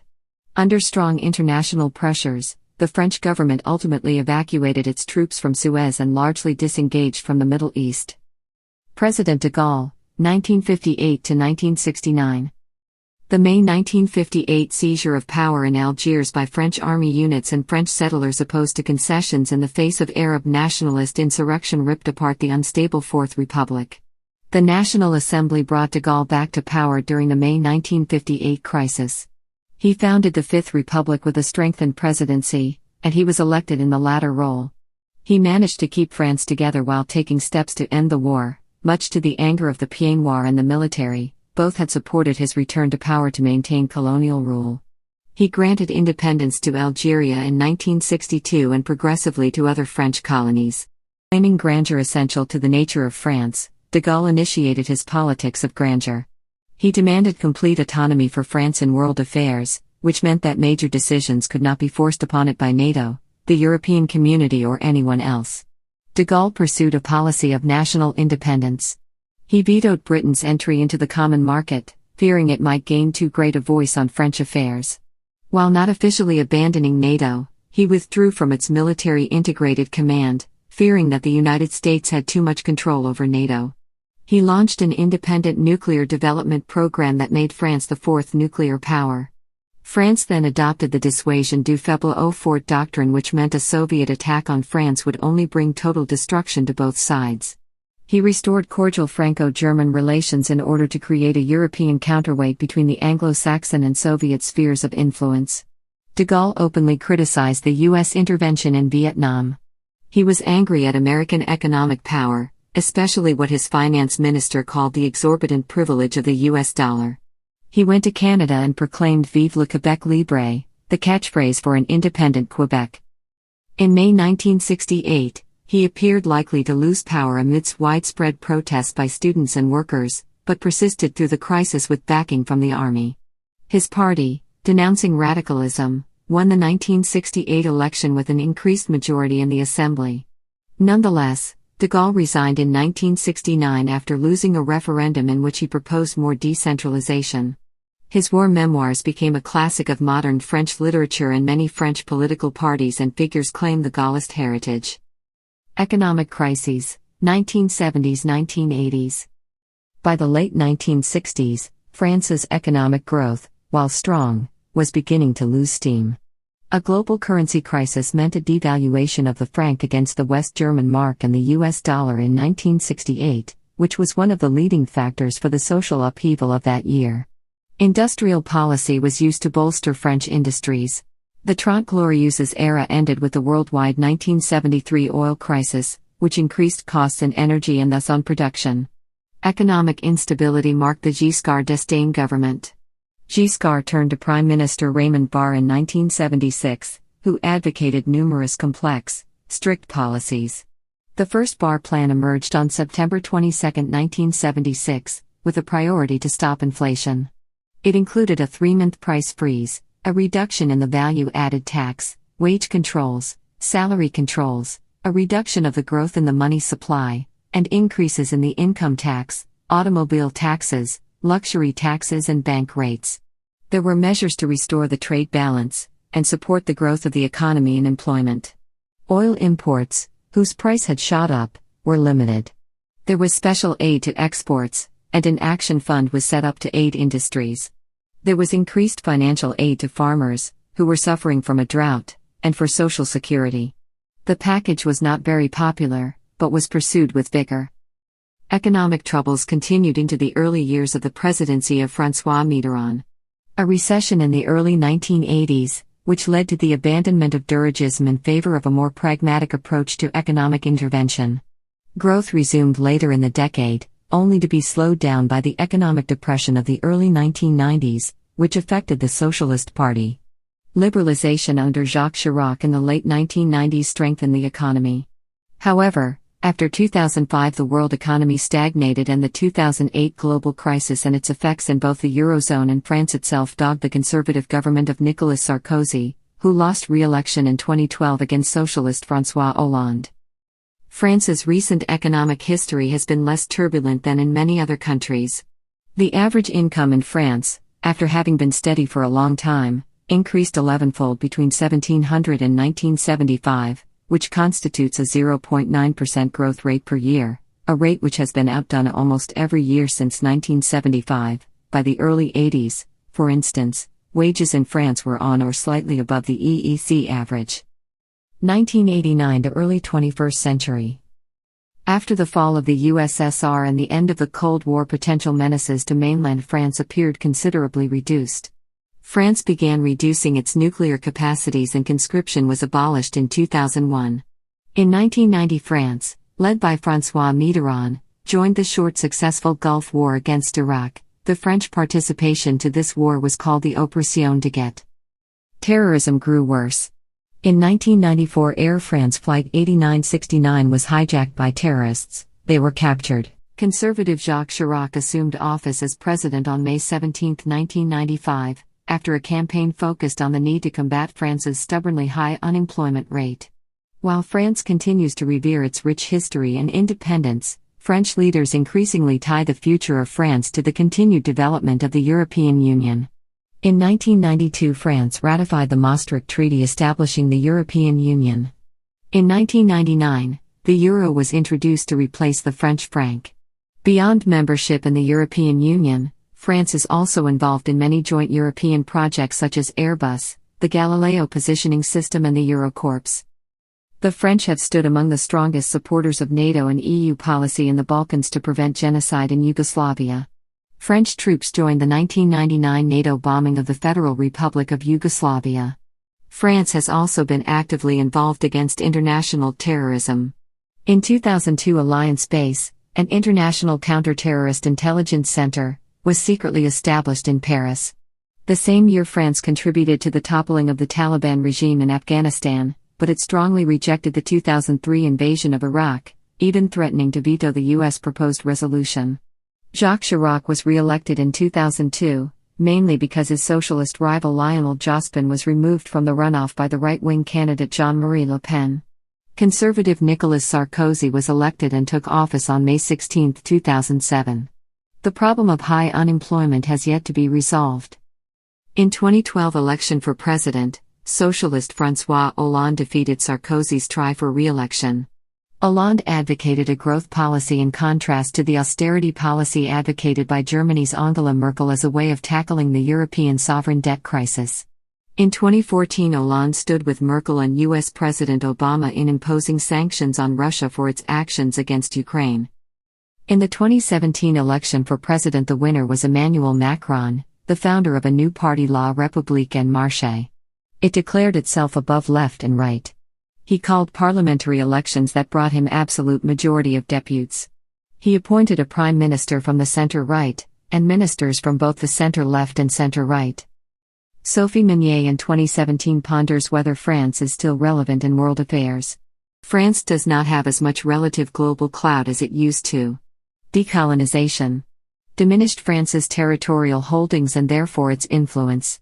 Other countries acquired nuclear weapons and built up their armies. The message of universal values carried by French foreign policy has encountered much resistance, as other countries have developed following a different political trajectory than the one preached by France. By the 1990s, the country had become, in the words of Stanley Hoffman, an ordinary power, neither a basket case nor a challenger. Public opinion, especially in the United States, no longer sees France as an essential power.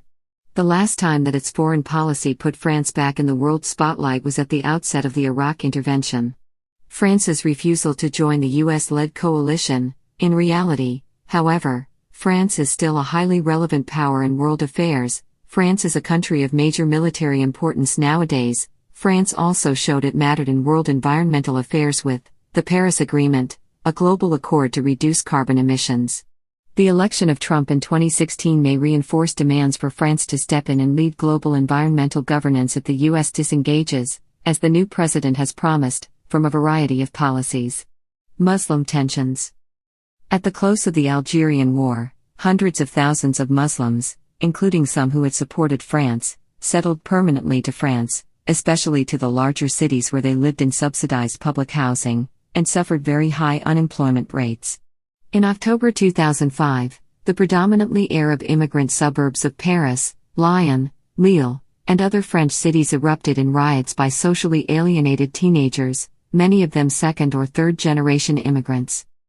Schneider says, for the next 3 convulsive weeks, riots spread from suburb to suburb, affecting more than 300 towns, 9,000 vehicles were torched, hundreds of public and commercial buildings destroyed, 4,000 rioters arrested, and 125 police officers wounded. Traditional interpretations say these race riots were spurred by radical Muslims or unemployed youth. Another view states that the riots reflected a broader problem of racism and police violence in France. In March 2012, a Muslim radical named Mohamed Merah shot 3 French soldiers and 4 Jewish citizens, including children in Toulouse and Montauban. In January 2015, the satirical newspaper Charlie Hebdo that had ridiculed the Islamic prophet, Muhammad, and a neighborhood Jewish grocery store came under attack from angry Muslims who had been born and raised in the Paris region. World leaders rallied to Paris to show their support for free speech. Analysts agree that the episode had a profound impact on France. The New York Times summarized the ongoing debate. So as France grieves, it is also faced with profound questions about its future. How large is the radicalized part of the country's Muslim population, the largest in Europe? How deep is the rift between France's values of secularism, of individual, sexual and religious freedom, of freedom of the press and the freedom to shock, and a growing Muslim conservatism that rejects many of these values.